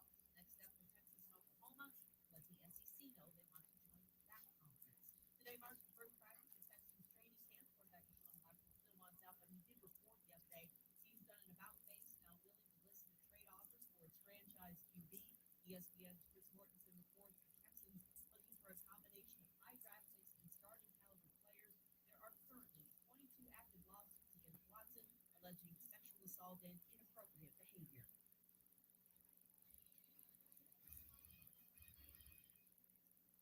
From the Ingles Market Studio, this is ESPN Upstate. 97.7 FM Greenville, 97.1 FM Spartanburg. ESPN Upstate. An Odyssey station. Heard you're buying a car. I brought my calculator. Dad, I already used Capital One Auto Navigator. I found my car online and got pre-qualified instantly. Instead of all that. You know those things impact credit score. Didn't impact my credit score, Dad. Now I'm going to the dealership for a test drive and to make the purchase. Sounds too easy. No, it's just easy. Capital One. What's in your wallet? Terms and conditions apply. Find out more at CapitalOne.com/automatic. Dad, I'm actually now learning at home is doing better than I thought. And I feel I'm much further ahead than many of my friends. Visit wellsprings.com to learn more about a unique way of getting your child the personalized education they need. For 30 years, Laurel Springs School has been engaging global learners in grades kindergarten through 12th grade. So I'm guessing this is handball. Yes. Team handball. So is there no dribbling? Can you? You can run with the ball, but you have to stay outside of that dotted. Oh, no, outside of the solid stripe. How long can you hang on to the ball though? I believe there's a shot clock, but I don't know what it is. I could be wrong about that. That was But, so you that was can nice. jump. You can jump over the hard line, but you have to release the ball before you land. But no, there's no. You can bounce it. You can carry it. So when it comes to Discover, get used to hearing yes more often. Learn more at discover.com. That dude just went Bruce Lee on that ball. That was amazing. Team handball rules. Handball rules. Free battery testing and charging. This looks like a game that your buddies are at the rec center trying Oh, to yeah. figure out something to do. They just Oh, made yeah. this game up. None of them made the soccer 15 team minutes. because they have horrible feet. So they decided, Would have played soccer. well, we're With going our to use our hands. hands. 2 30-minute periods, 15-minute, 7 players, 6 alpha players, and 1 goalkeeper. 7 subs can be used on a rolling basis. There's also a dash semicircle line, which lies 9 meters from the goal, which is the free throw line. The ball must be made. Goal is scored when the handball goes into the goal. You must score more than. How long is it? Outfield Quarters? players can touch the ball with any part of their body that is above the knee, so you can't kick it. Once a player receives possession, they can pass, hold possession, or shoot. If a player holds possession, they can dribble or take 3 steps for up to 3 seconds without dribbling. Only the goalkeeper is allowed to come into contact with the floor of the goal area. Goalkeepers are allowed out of the goal area, but must not retain possession if they are outside of the goal area.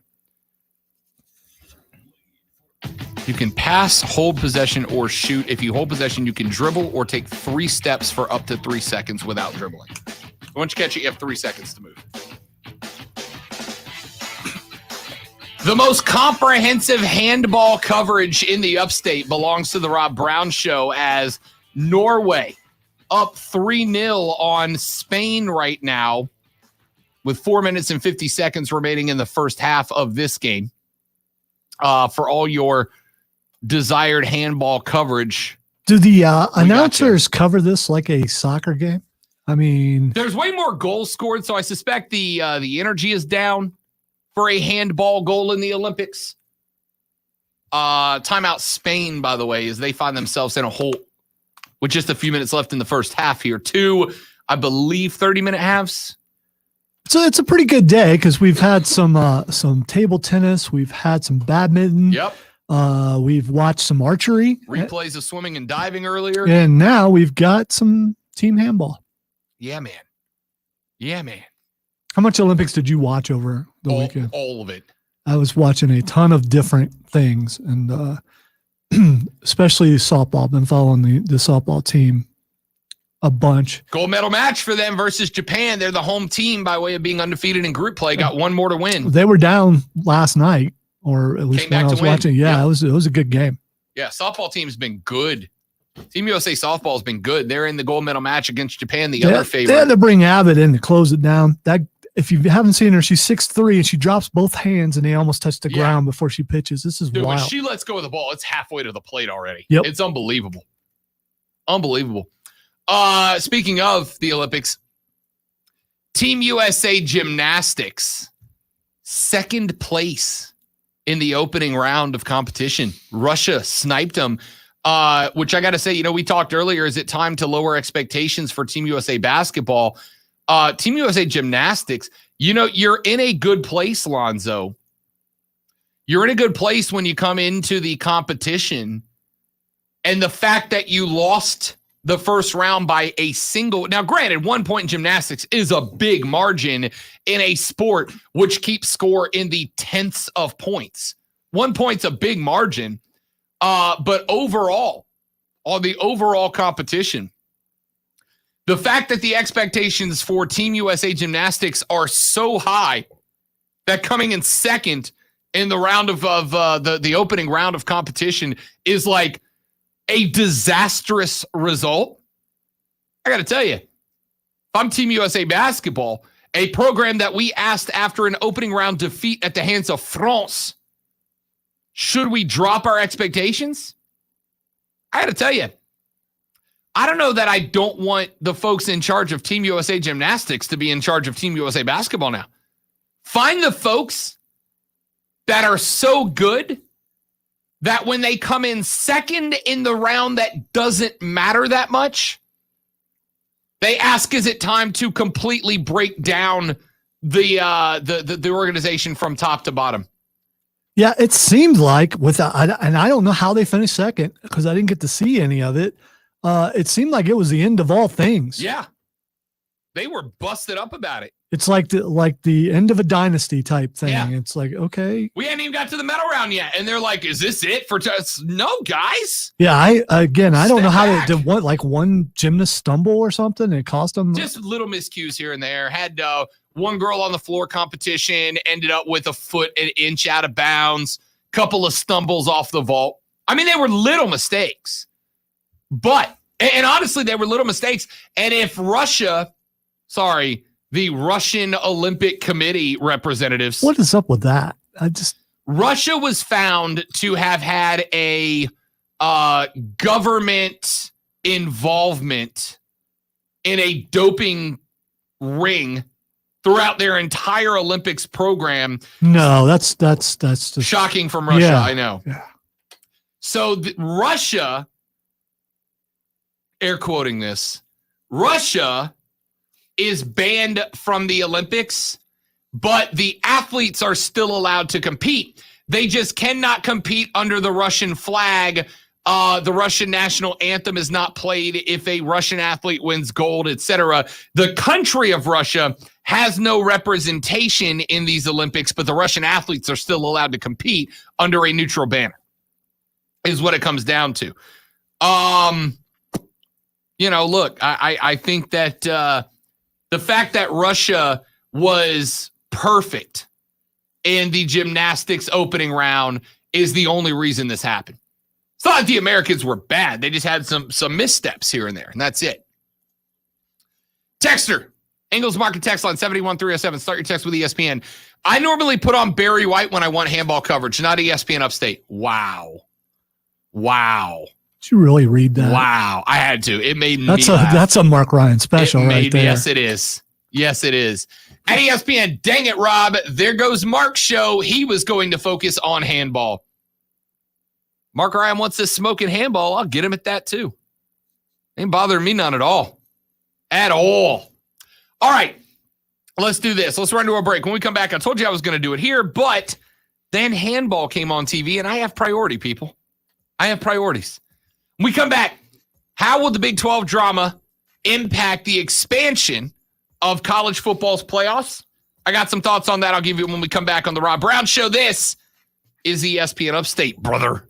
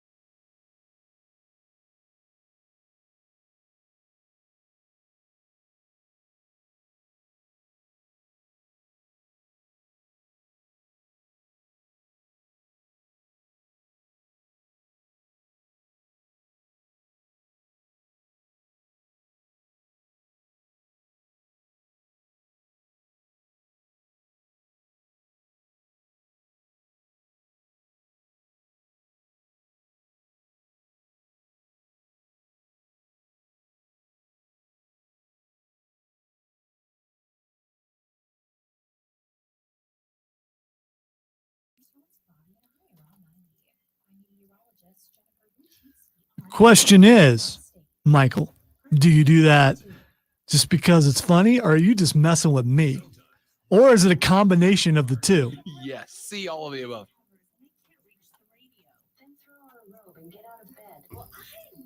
And maybe you should. Alexa may be sassy, but she can help as well. Just ask and I will play the radio. You know, eventually one of those is going to cost me my job, and I'm going to be over busting tables because you'll owe me.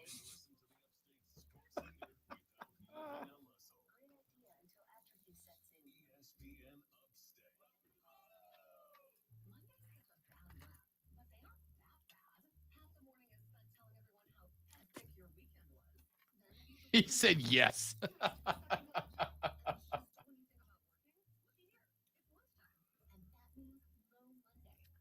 Thank you, Michael. Hopefully it never comes to that.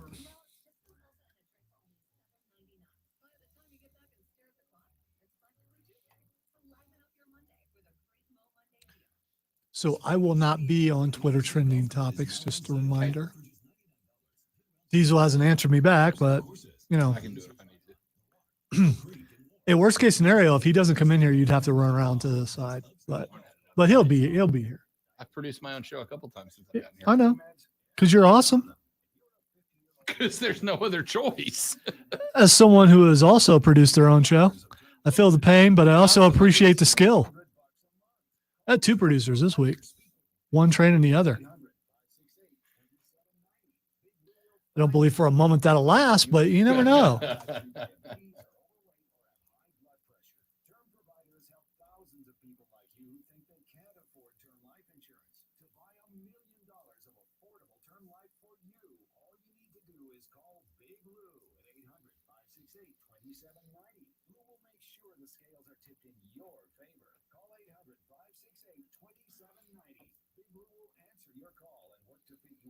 Come on, Bob, send it back to me.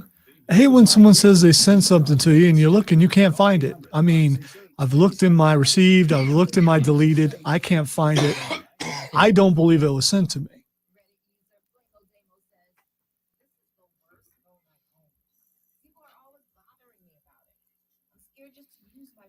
And I can't do it if I don't have it.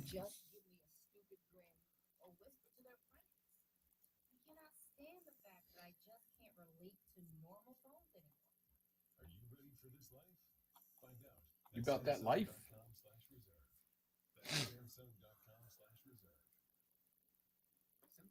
That's pretty cool. I would never ride that, but it's pretty cool. I don't believe I've ever been on a Ferris wheel before. Really? Yeah. I've been on roller coasters and stuff like less that. of a Ferris wheel and more of like a moving observation deck. Like it doesn't go fast. It's just kind of like a foot a minute. My understanding is that Ferris wheels never go fast. Well, like some of them, you'll ride them like you'll go up and down 4, 5, 6 times. Those you take one trip up and back down, and they go slow. I get it if it's so big that it's taking up the skyline there. I mean, although if I ever made it to England, which would require flying, I would want to. I think it's in Cardiff. The eye. Yeah, I would like to ride that just because it's always in the background on Doctor Who or Torchwood. Movie. Yeah.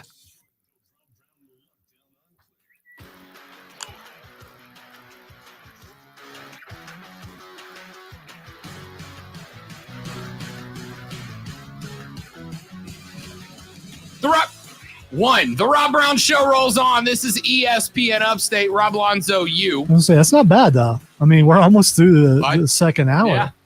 And that's the first one. All right, 844-477-3776, 844-GSP-ESPN is the number to be a part of the program. So,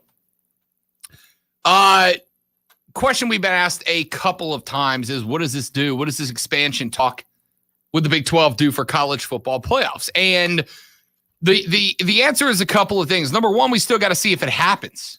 There's still a greater than good possibility that this move never actually comes to fruition in the first place. That we might very well see Texas and Oklahoma decide to not jump, decide to stick around. Who knows? Or go to another conference. I doubt it. I think the writing's pretty much on the wall. But if this happens, I've got to tell you, Lonzo, you know, the last couple of weeks when we've talked college football expansion, I have made the comments. That, you know, if you're an SEC school like Alabama, you should be in favor of the expansion, because I don't think it's unreasonable to think the SEC could get 3 or 4 teams into an 18 playoff. If it goes to 12, which there is still growing belief that a 12-team field is likely to be settled on, theoretically, Alonzo, I could see routes that the SEC with Texas and Oklahoma in it could get 6 or 7 teams into a 12-team field, right? They're going to get some credit for how good that conference is going to be. A 2-loss SEC school could theoretically have a better finishing position than a 1-loss ACC team. Realistically. So if you end up with the SEC having teams that finish 10-2 or 9-3, but Texas and Oklahoma are in there and you've got 9 teams in the top 25, I could see seven teams from the conference being in a 12-team field. Realistically. Yeah, it's like in the NFL when you have that one conference that's so good that they have 2 or 3 teams that get the wild card. So I mean, not 3, but 2 teams that get the wild card. Yeah, it's definitely a possibility if they're looking at it subjectively like they're supposed to be. If they're actually taking the best teams, then you would have to look at that, how strong that conference is, and you only got 1 or 2 losses, you would have to be one of the best 12. Here's the interesting thing, though. Lonzo, a 12-team playoff proposal. You're looking at a realistic possibility for 7 of those teams to be the SEC consistently. There's going to be a lot of people who are a little turned off by that. A lot of people who are less interested in a 12-team. According to ESPN, one source involved in the discussions for expansion said they didn't think the OU Texas news would impact the timing of a decision on whether to move forward with accepting the 12-team format. The CFP Management Committee, which includes the 10 FBS commissioners and Notre Dame Athletic Director Jack Swarbrick, are expected to meet in late September with the 11 FBS presidents and chancellors who control the playoff to discuss the findings of their feasibility study. And CFP Executive Director Bill Hancock, who's at the helm of these discussions, is not returning phone calls right now, which is very rare for Jack Swarbrick. For Bill Hancock. I can tell you from somebody who's done this a long time, though, Bill Hancock doesn't turn down interviews to talk up the CFP. He doesn't do it. But he's not been returning phone calls the last 2 days, which tells me that they are in an office somewhere really discussing the viability of an expanded to 12-team field. This, Lonzo, might make a 12-team field 16. Because we don't want over half the field be in the SEC. Could this lead to a 16-team playoff? I think yes. I'll tell you why when we come back. 1 hour left. I'm Rob. He's Zoe. This is ESPN Upstate, brother.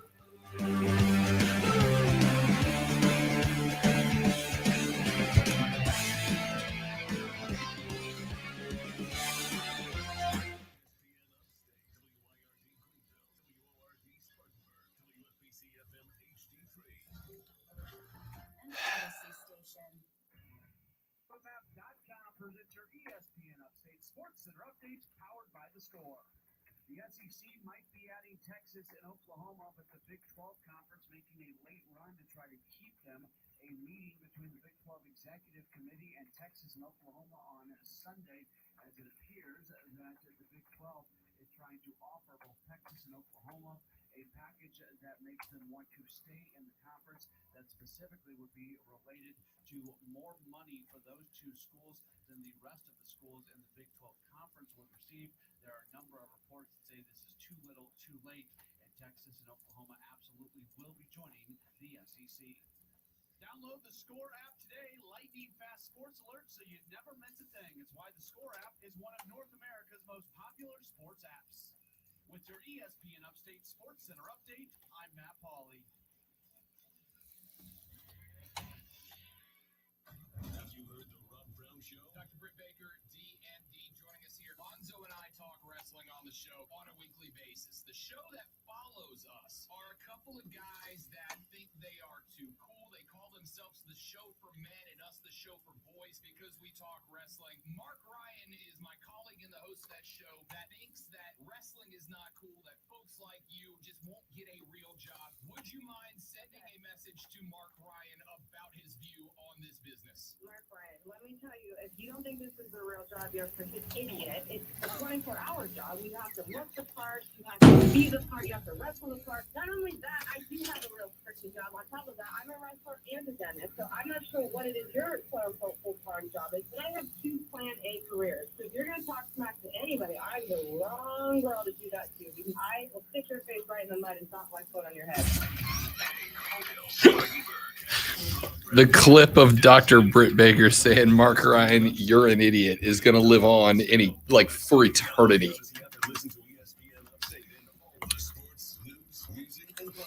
If I were Diesel,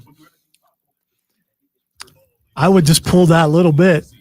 And when I didn't like what someone was saying, I'd be playing that clip a lot. It would cause him problems. I would take that risk if it were me, but you know. But I'm a troublemaker.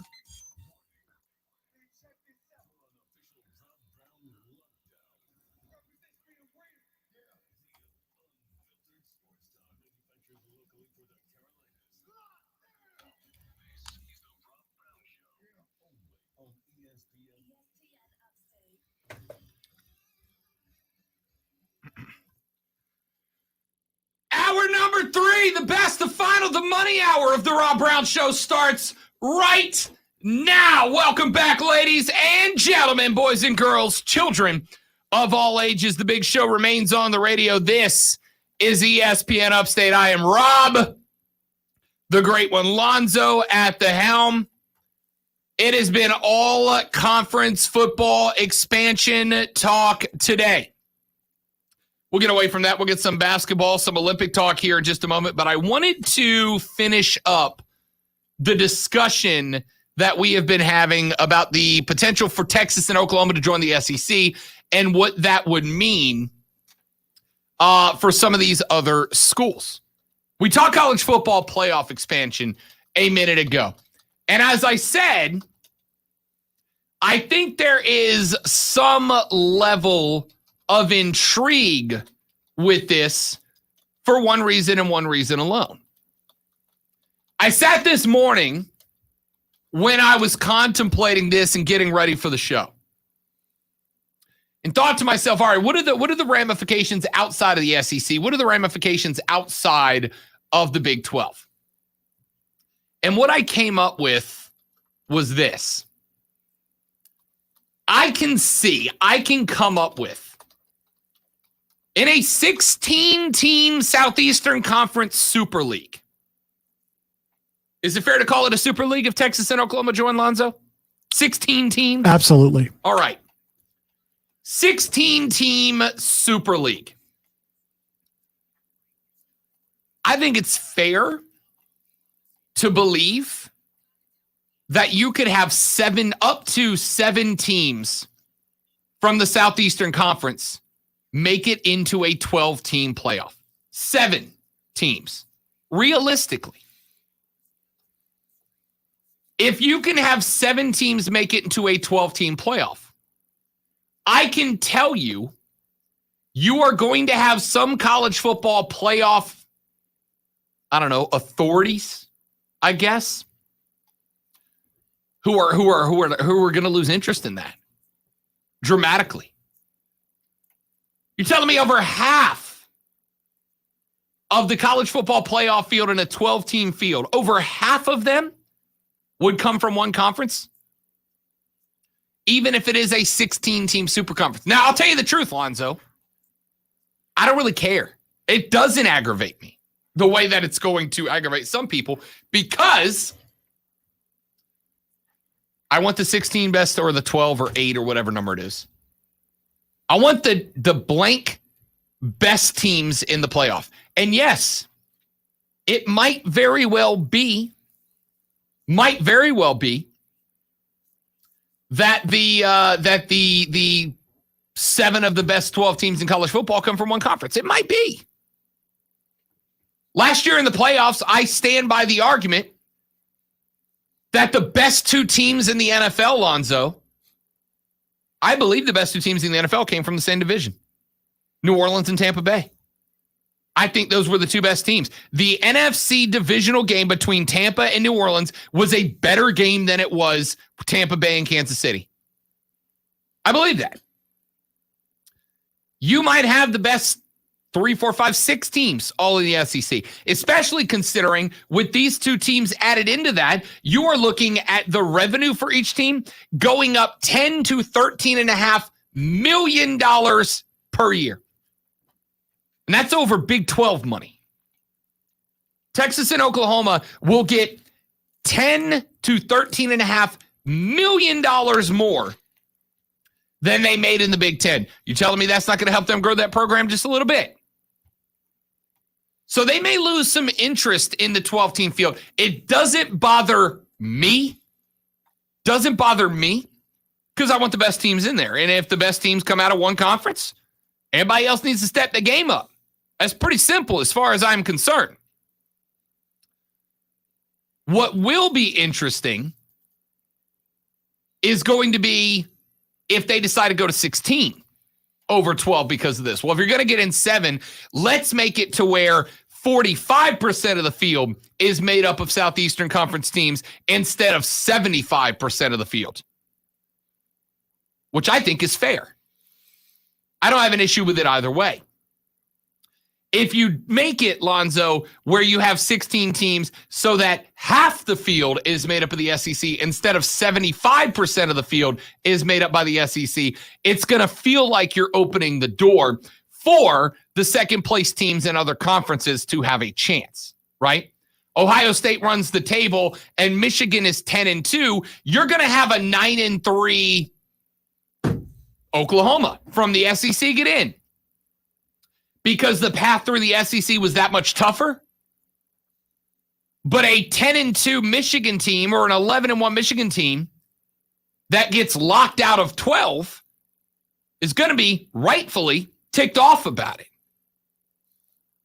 So you expand it to 16, you get a little more wiggle room with some of that, which is why I think, Zoe, if Texas and Oklahoma do indeed end up in the SEC, I think you can almost lock it down that the playoff goes to 16, not 12.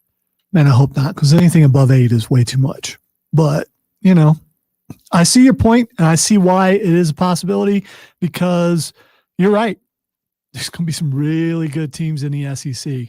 And if they're going to pass the eye test, they're going to look at the competition that they're playing, and they're going to deserve to get in. And the only way to keep everybody happy would be to make it 16. Yeah. I think it's frankly, it's all but inevitable, to tell you the truth. I think it's all but inevitable that we move to 16. Now, some of the other questions that have to get asked. What happens to the Big Ten, the Pac-12, the Big 12? What happens to the smaller conferences? What happens to the All-American Conference, the Big East? What happens to those smaller conferences when the super conferences get built? Which, I'm going to go ahead and say, the question is no longer, Lonzo, if we will have super conferences. We do. Now the question is, how big are they going to get, and what percentage of the power of college football are they going to own? That's the only question left. The SEC, Texas and Oklahoma are going to the SEC, and the SEC is a superpower now. Is it 2022 or 2025 that they get into it? It was pretty close to being a superpower already. So I agree. Yeah, you throw those guys in there, without a doubt, they're a superpower. Oh, it's settled. It's settled. It's official. But what's next for conferences like the Big Ten, the Pac-12, et cetera?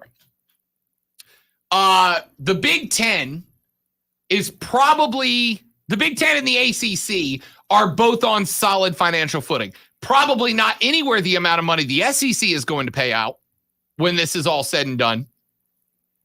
But they're fine. But according to ESPN insiders, there is increasing interest among some Big Ten administrators about whether the league should be aggressive in seeking new numbers when their TV deal expires at the end of 2023. Sources said the Big Ten would likely only consider schools that are members of the Association of American Universities, a group of top research institutions that matters mucho to Big Ten presidents. Every Big Ten school except Nebraska has AAU membership, and Nebraska was in the AAU when the Big Ten pursued the school in 2010. Texas is an AAU member. Oklahoma is not. Other than that, Texas, Iowa State, and Kansas are the only other Big 12 schools part of the AAU. Now, there's strong AAU membership in both the Pac-12 with Arizona, Cal, Colorado, Oregon, USC, UCLA, and Washington, and the ACC with Duke, Georgia Tech, North Carolina, Pitt, and Virginia all participating. Notre Dame is not an AAU member, but the Irish are the conference's clear exception to their preference, which means that the Big Ten, and what I assume is a badge of honor for Lonzo, is not only looking for good football teams, they're looking for highly accredited schools to give the Big Ten some to appear as the haughty intellectuals that they are, according to Lonzo. They want the science and the football. Good for the Big Ten. I approve. Well, I would think Northwestern already takes care of that, but I guess if you get some more. Which it looks like they are trying to. So, if the Big Ten decides to expand, they will likely attempt to raid some of these institutes of higher learning to bring them in and expand as well. That leads me to think, with the Pac-12 having a number of AAU members, I suspect, and the ACC as well, I suspect, Lonzo, we might see the AAU members of the Big Ten reach out to the AAU members of the Pac-12 and the AAU members of the ACC and try to create a nerdy super conference. A super conference made up exclusively of Association of American Universities members, and grow their numbers to 16, 18, 20. Then you have another situation, which is if the Big Ten goes this direction, which ESPN insiders say is a strong possibility for them, that's important to them. You got members of the ACC, Clemson, Florida State, Miami. You got members of the Pac-12, Oregon State, Washington State, that are now conference-less. Could we end up with a new conference from those schools? The nationwide conference, we'll call it, where you've got schools from across the country. Look, geographic exclusivity, Zoe. You've just come up with the Revenge of the Nerds part 6. You have. I really have. Geographic exclusivity doesn't matter anymore. All right? It used to be that. I get this all the time. Back in my day, kids played for the colleges of the states they grew up in. You sound a lot like Bernie Sanders right now. And everybody got the same amount of money. So it was intentional. Okay. So could we end up with a nationwide Power 5, 4, Power 3, Power 2 conference with those leftover schools? If the ACC gets rated by the Big Ten and they can convince Georgia Tech, Pitt, and Virginia to come over, so the ACC's down to 10 or 11, could they look over to the Pac-12 to pick a few up? The reason I was bringing up geographic exclusivity is because there's a lot of people who look and go, well, you can't have California teams and a Florida team in the same conference. There's too much space. I don't think it's that way anymore, right? You can fly across the country now in 6 hours. Yeah, because really it came down to, I think mostly it was travel and travel time. And it was unfair to ask a team to go all the way across the country to play when they could be playing a state to the right or to the left. Yeah. And it absolutely used to be, South Carolina kids wanted to play for South Carolina and represent the state because the state mattered. But I'll tell you the truth, the next generation, they don't have that anymore. With the way recruiting works now, with the way that travel works now, kid from South Carolina, he may want to represent his home state where he grew up. But if Alabama comes and knocking and they got more resources, kids are jumping states like crazy. Look down the roster of your school. You're going to see probably, half, 60, 70% of them, they're not from your state. They're from around the country. So that's out the window. And that is true with conference geographic exclusivity now as well. Having teams from half the country away is fine now. Look at the geographic footprint of the Southeastern Conference.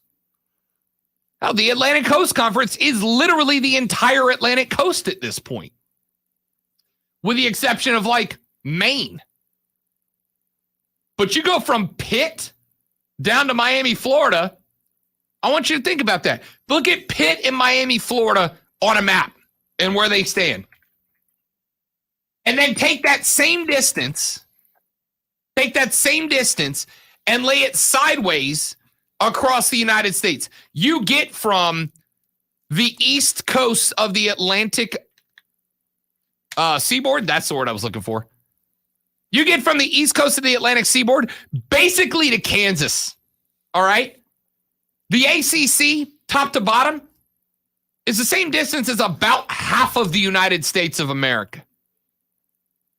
It's not that big of a deal anymore.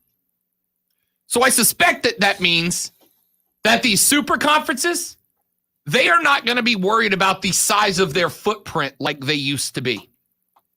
And all of this assumes the conferences stay together forever.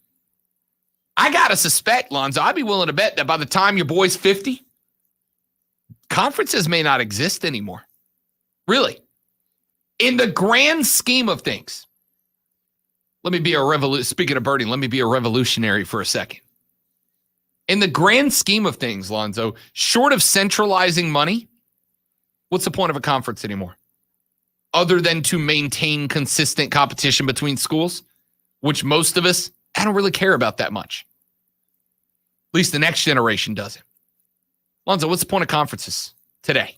What's the best argument for keeping them around instead of just opening up college football to be a wide open landscape?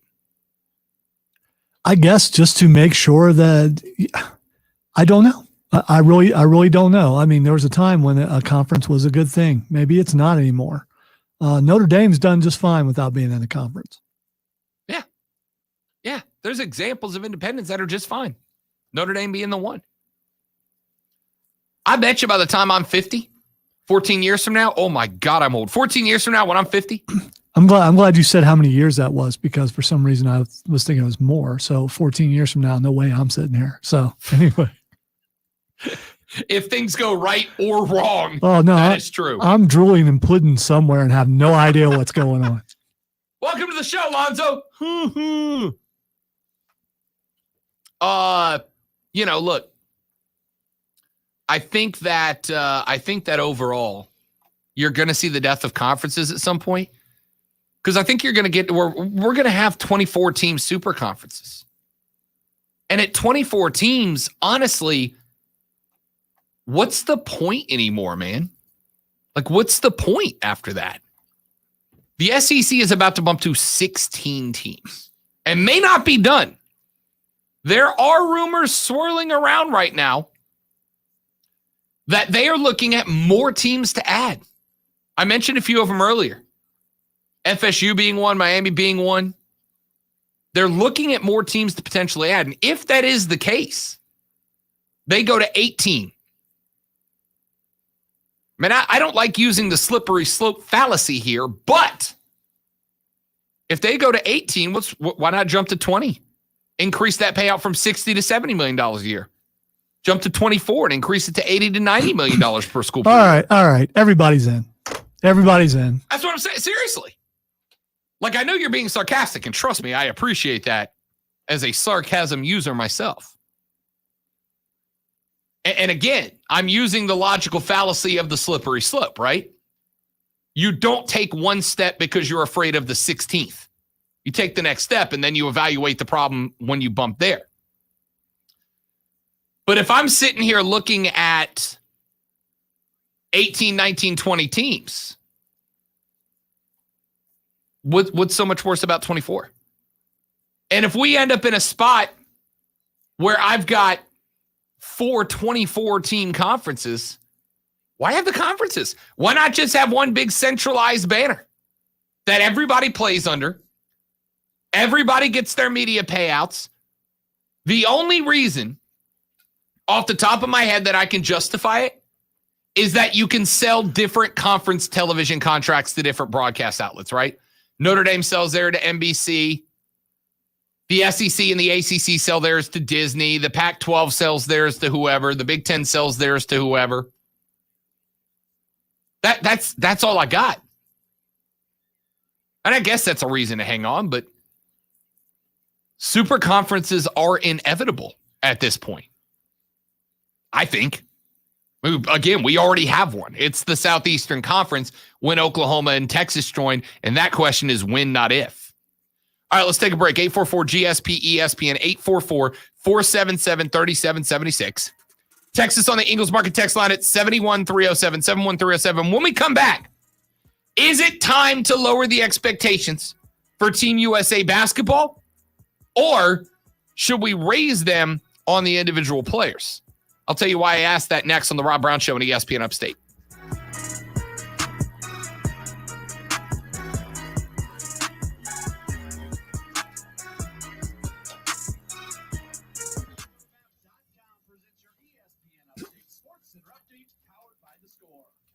Baseball losing to the Phillies 2-1 on Sunday. They end up splitting a 4-game series. This is despite the fact. No, Keegan, we have not talked about Black Widow or Roman Cena, but there's a good chance that's appearing on the show very soon.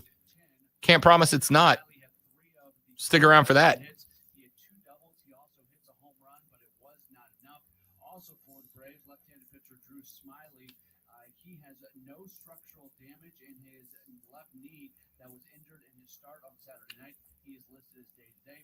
Braves are playing a doubleheader against the Mets today. Kyle Muller pitches game 1, Bryce Wilson in game number 2.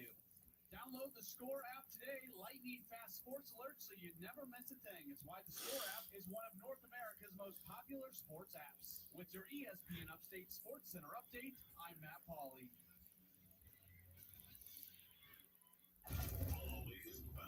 ESPN Upstate welcomes the Carolina Panthers to Wofford College for Training Camp 2021. It all starts Saturday, July 31st in Spartanburg. Join ESPN Upstate for our special Panthers preview show from 4 to 6 p.m. Saturday, live from camp, hosted by Mark Ryan and Rob Brown. And come out and watch Panthers practice at 7. Training camp is here. Get the best local Brother. ESPN Upstate, locally by TLC Motors, South Carolina's high-volume, low-profit dealer. The greatest of all time. Most of the time, this comes up when speaking about sports, but let's talk about your future wife. She's the goat in your eyes, and then it's time to make her right. And Spatel Sure would be nice if some people would answer my email.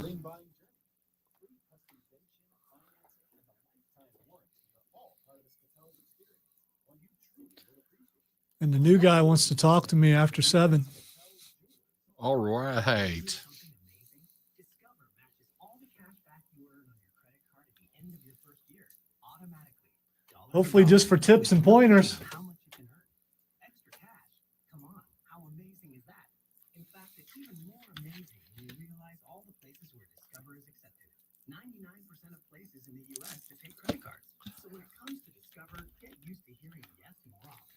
Learn more at discover.com/yes. 2021 Nielsen Report. Limitations apply. Golfers, the best Upstate deal on golf is back and on sale now. The 2021 Upstate Golf Card gets you a round of golf at 9 premier Upstate courses, and it's only $99. You'll spend That's more something. in the falls than a round of golf. Grab your foursome and get your Upstate Golf Cards now. Play courses including Legacy Pines, The Rock, Carolina Springs. There's everything I need all at once. Actually was sent 10 minutes ago by both of the people. It just now showed up. Okay. Is hiring becoming your second job? Quit the hassle and get on Indeed. You'll get great candidates fast with Instant Match. Just sponsor a post and instantly receive a short list of quality candidates whose resumes on Indeed match your job description. Visit Indeed.com/credit. Reaction to the latest sports news, insights from the national experts, and the info you need to bet on all of today's action. We call that Wagertainment. BetQL shows are now streaming live, morning, afternoon, and night, with coverage from across the worlds of sports and sports betting. Find out who's hot, who's hurt, and who can help you cash in. Funny part about that rotary Nerf gun, it froze halfway through. You know what? I was okay with that. All I could think of was, wow, that's a shame. People are always bothering me about it. I'm scared just to use my phone in public as a random someone may just give me a stupid grin or whisper to their friends. I cannot stand the fact that I just can't relate to normal phones anymore. Are you ready for this life? Find out at Samsung.com/reserve. That's Samsung.com/reserve. It's good to know the person who I asked to resend me something when they checked figured out that they actually did not send it to me.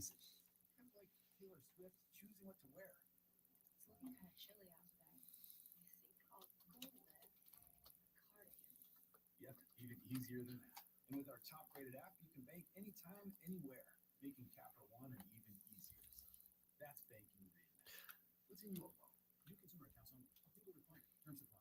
Capital One and name and recognize it. He's not messing around.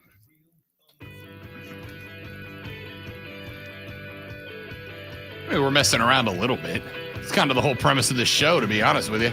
I'm sitting here thinking, this is how random my thinking is. If I sent Edge an email or a tweet or something, would he tell me what he used to get the gray out of his beard so I can use it on mine? Grandpa Edge. You think he would answer that DM? Maybe, I don't know. Maybe. That's the second question I want Edge to ask. The first being, of course, hey man, you want to come on the show and talk wrestling with us? Well, that's how I would break the ice. Probably wouldn't be a good way to do it, but you know. I want that shirt he wore on Friday too. The Iconoclast shirt. Yeah, he's been wearing That's that. a good look. He's been wearing that a bunch, and I know I should know what that means. and I just haven't looked it up. Are you going to be mad at me like my girlfriend is when I explain things? I've met some people that go, I don't know what this means, and I explain it, and they're like, you jerk know it all. And it's like, did you not want to know? If I wanted to know, without looking it up, I would ask the haughty intellectual, which is what I just did. Correct. So did you want to, I'm going to explain it now. We're too deep. Yeah. I mean, So everybody else wants to know that. First of all, what does it say on the shirt and what does it mean? It says iconoclast. An iconoclast is someone who goes after traditionally revered institutions, right? So like something that people love and adore and have a deep sentimentality for, they go after and attack it to try to knock it down. Traditionally, the term iconoclast is used for people who go after religions or beloved businesses or things that hold deep sentimental value to people. And so Edge uses the iconoclast to represent that he is willing to attack the traditionally beloved institutions that make up old school professional wrestling, which is why when Edge was in his youth, instead of buying into the super cheesy 80s and 90s style wrestling characters, Edge was this rough rated R dude who had this like really irreverent, edgy style of a character and didn't buy into the cheesy children's entertainment tropes of the wrestlers that came the generation before him. Which is why I had to turn it away to something else. Correct. Whenever he wrestled. Iconoclast. Because my children were at an age at that point where I didn't want them seeing some of the things he was doing. Iconoclast. Okay. Exactly. So would Mark Ryan be an iconoclast? To some degree, yeah. Okay. But so would I'd say. More in my personal life than in my radio life, though. But I want that shirt. All right, 844-477-3776, 844-GSP-ESPN. When you say I want that shirt, you should also put the size out there because it sounds like you're trying to ask. For no specific reason, who knows the next important date in my life that's listening right now. There you go. For no particular reason. Although she don't watch wrestling, so she don't know what the hell Well, I'm talking there's a reason why I wear that wingman shirt all the time. You're welcome. All right, get me clip number 4, if you don't mind, Lonzo, and then clip number 5 after that. But we'll start with number 4. Over the weekend, the United States basketball team had their first game of the Olympiad de Tokyo, and it did not go well. Lillard puts it up. Holiday, no, and that will do it.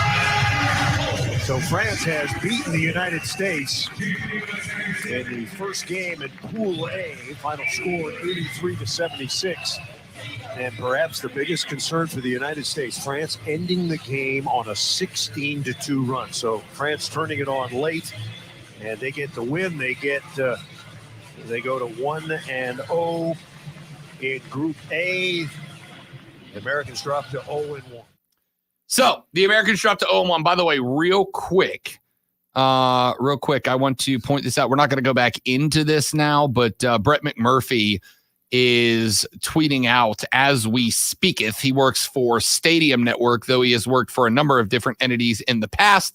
Brett McMurphy is tweeting out that Oklahoma and Texas are officially expected to apply for SEC membership in the coming days. So it looks like, again, it's all but done.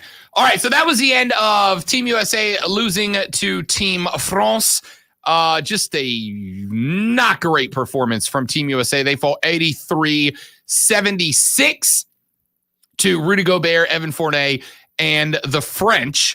Fournier said of the Americans, quote, "They are better individually, but they can be beaten as a team." And yup. That's absolutely a fact. Greg Popovich said that there is some hubris in this team because, quote, "If you think the Americans are supposed to just roll out the ball and win, we've got to work for it just like everybody else." And for those 40 minutes, they played better than we did. 144 games in the Olympics all time.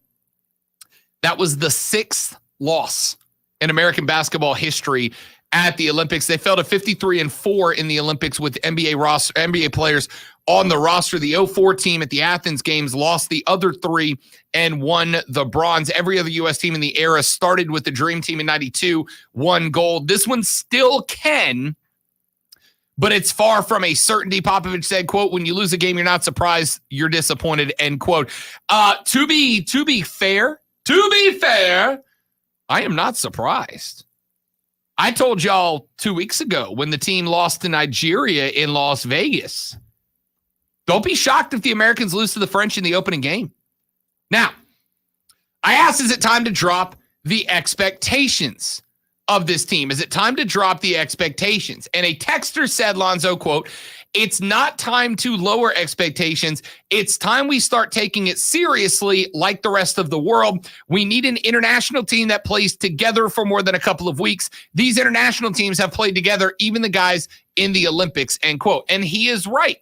Most of the other international camps have been playing and practicing together for weeks before the Americans showed up. That's with the exception of a lot of the NBA games, but it wasn't but a handful of days after Rudy Gobert's season came to a close that he was with France, getting ready, preparing, training, practicing. We got guys for the American team that showed up just in time to get on the plane and head to Tokyo because they were in the NBA Finals, which took to Game 6.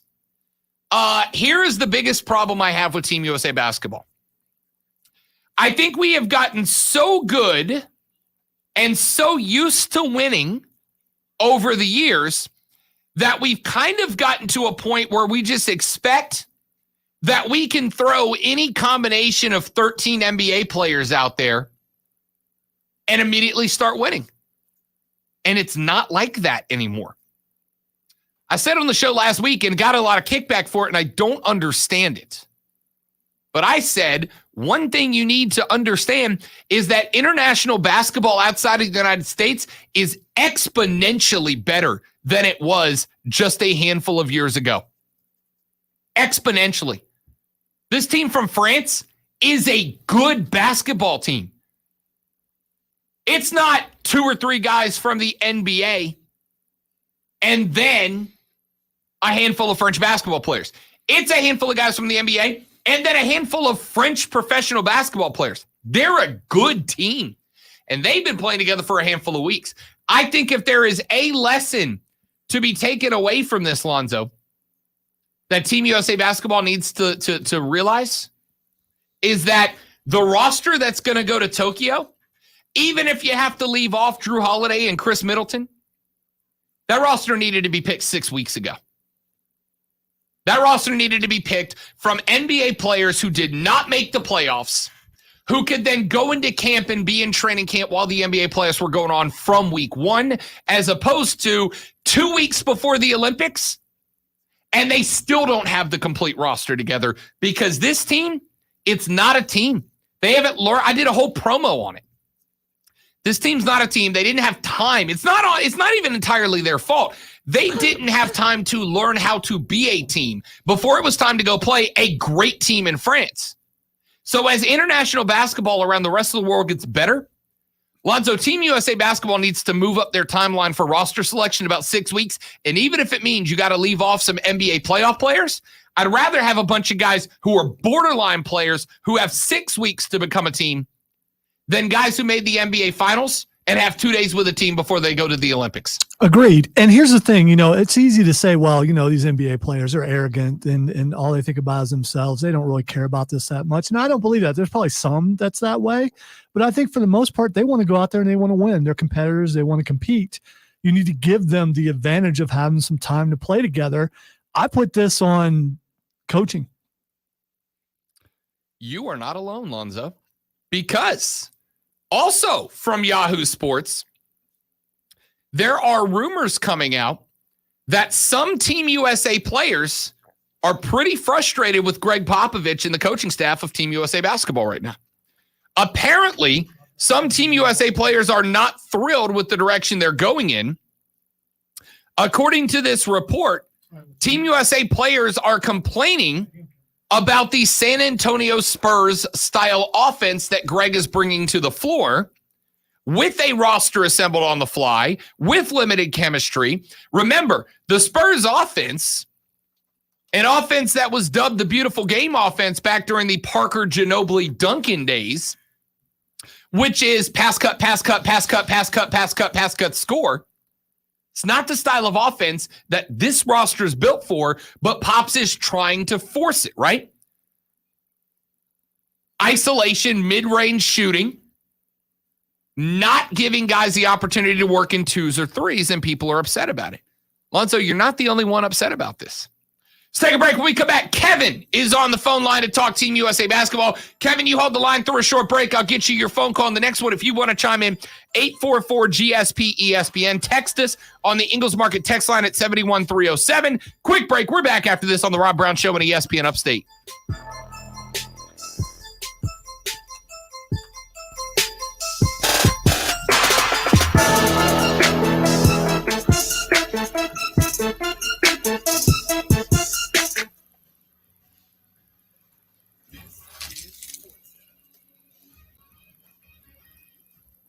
I'm Christine Lee Singers. What's happening as expected? From the Big 12, they won't renew their grants of media rights after they expire in 2025.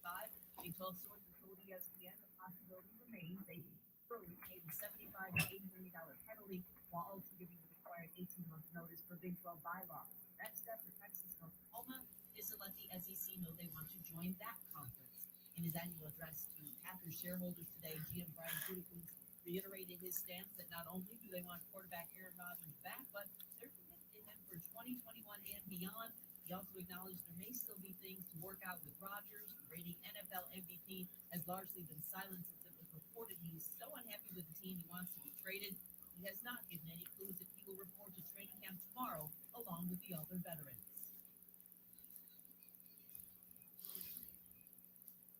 From the Ingles Market Studio, this is ESPN Upstate. 97.7 FM Greenville, 97.1 FM Spartanburg. ESPN Upstate. An Odyssey station. As the official team doctors for the Clemson Tigers and U of SC Gamecocks, Prisma Health Orthopedics can give you and your family the same care we provide top athletes. If hip and knee pain is making your daily life difficult, seek the best care. Find out if joint pain is affecting your quality of life by taking a free health assessment. Don't let hip or knee pain hold you back. Learn more at prismahealth.org/ortho. There's nothing worse than coming home from a hot day to find out that your AC unit isn't working. When this happens, you need an HVAC company you can trust. A company like Priority Heating and Air. Their HVAC specialist will give your system a thorough checkup. And if you need a new unit, Priority Heating and Air is a proud distributor of the Coleman line of HVAC systems. So keep your family or business cool this summer and give Priority Heating and Air a call today at 591-1847 or find them online at PriorityHeatingandAirHVAC.com. Have you wanted to speak a new language but thought it'd be too difficult or take too much time? Then try Babbel. I saw my first promo for the Stephen Emile show. Looks legit. It does. Looks legit. Be interested to see if any. Well, I know Cody. Yeah. Is on it somewhere. The storyline, the premise for the entire thing looks really, really cool.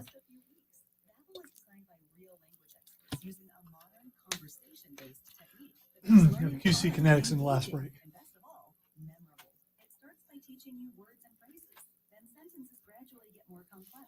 Soon you're practicing short conversations about real life topics. And with 14 languages to choose from and lesson topics like travel, business, relationships, and more, you'll be sure to learn what matters most to you. Babbel, language for life. Learn any language with ease. Go to Babbel.com to try for free. That's BABBEL.com. Babbel.com. Let's be real. Mopping is a hassle. You have to fill the bucket, pushing a wet, heavy mop around, then cleaning the mop when you're done so it doesn't grow bacteria. A hassle on top of a hassle. Try Swiffer Wet. With Swiffer Wet Jet, you start with a fresh pad and cleaning solution every time. And when you're done, you just toss the pad. Swiffer Wet Jet, the faster, easier, cleaner way to clean your floors. What makes AutoZone America's #1 battery destination? Because they offer free battery testing and charging and reliable replacement batteries starting at just $79.99. And they've always got your battery solution. Get in the zone. AutoZone.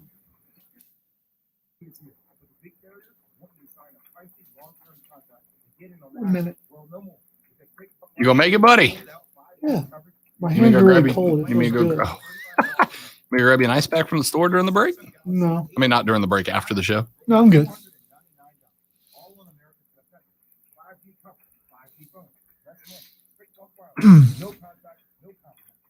For the next 4 hours, for the most part, I won't have to talk, so I'll be good. I won't have to put together a coherent thought. Although he will talk to me on occasion, but it's usually not until after 6 o'clock. Right. So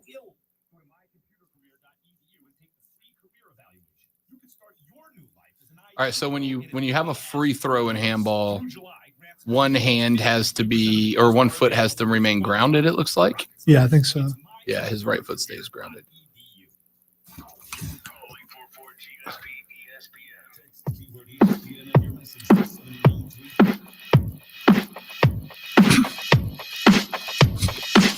Spain with the improbable comeback, ladies and gentlemen.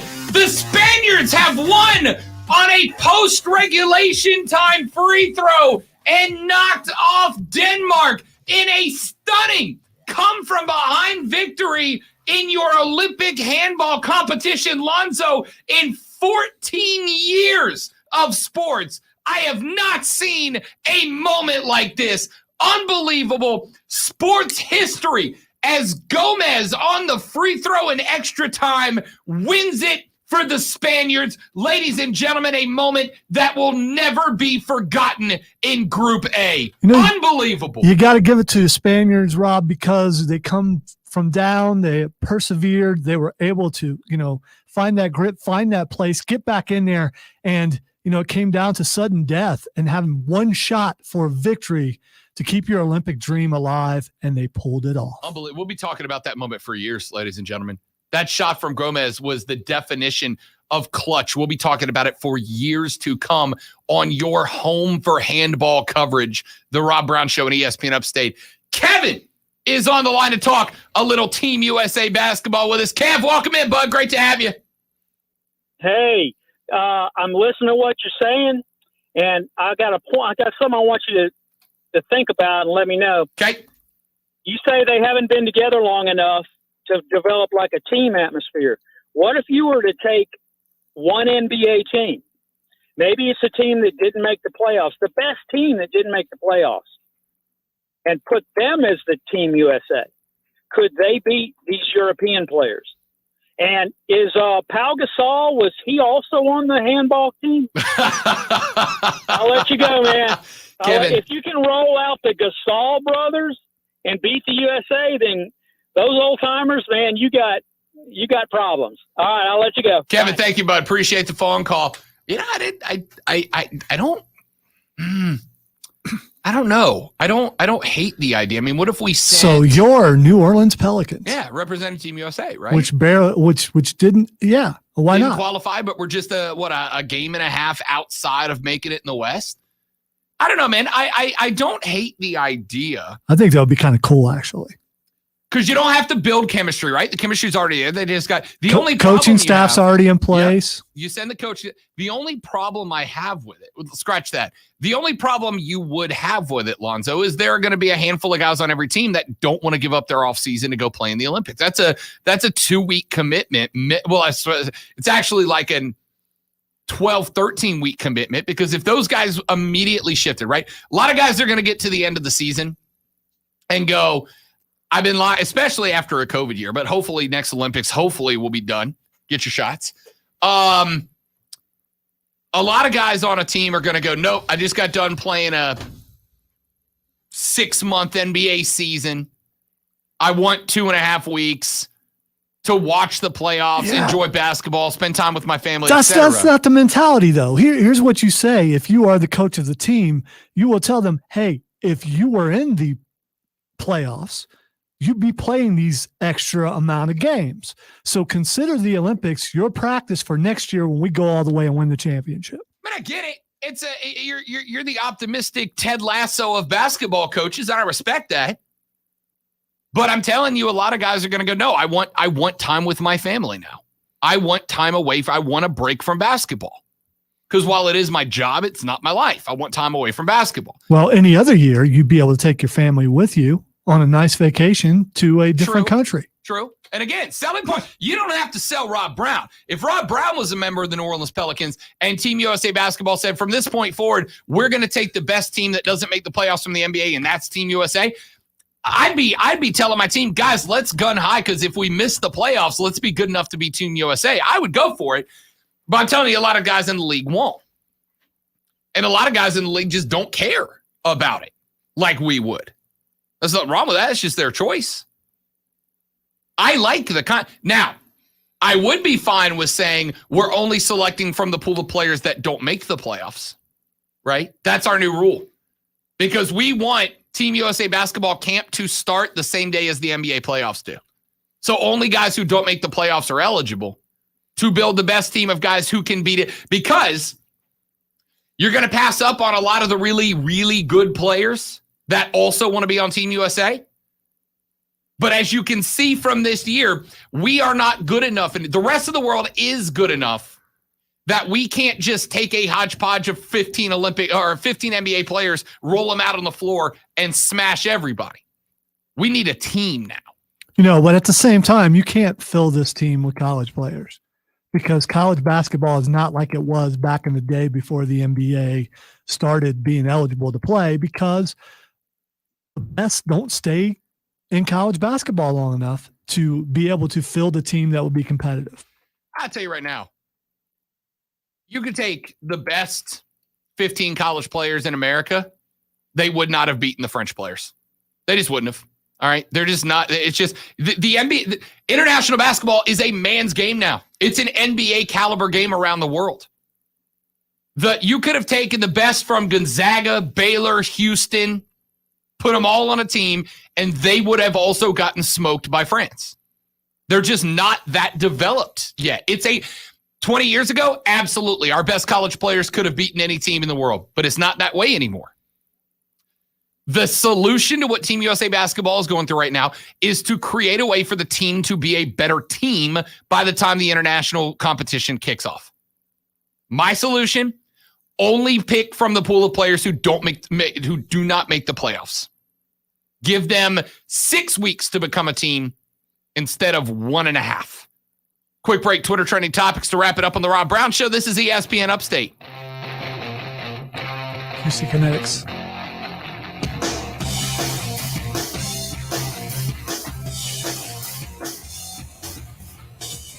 Our friends at QC Kinetics want you to live your normal life without pain. They want you to be able to pick up your grandkids without knowing that you are going to pay for it the next day. They want you to be able to play a round of golf without knowing you're going to hurt getting out of bed the next day.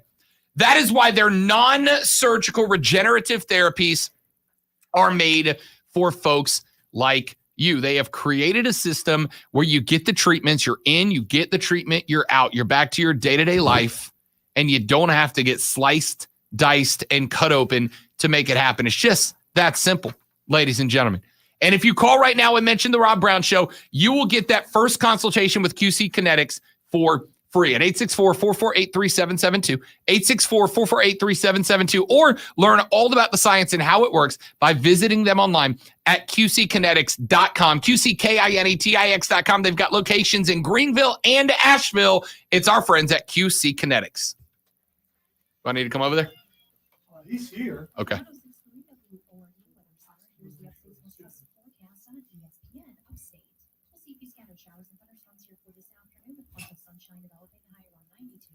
Tonight, a chance for showers and storms, cloudy, low near 73. By Tuesday, a chance for showers and thunderstorms, cloudy, and a high around 90. I'm meteorologist Jennifer Buchitsky on ESPN Upstate. Currently, it's 93. Hey, Diesel. How you doing, buddy? That good, huh? Exhausting weekend. Oh, weekends are supposed to be restful. Would have loved to have got out and play some golf, but no, somebody never picked up the phone.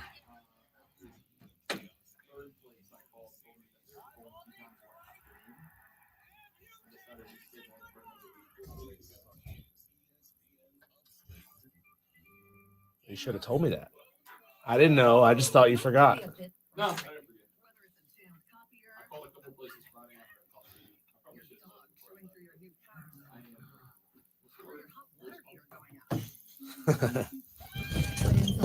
Are we still on video?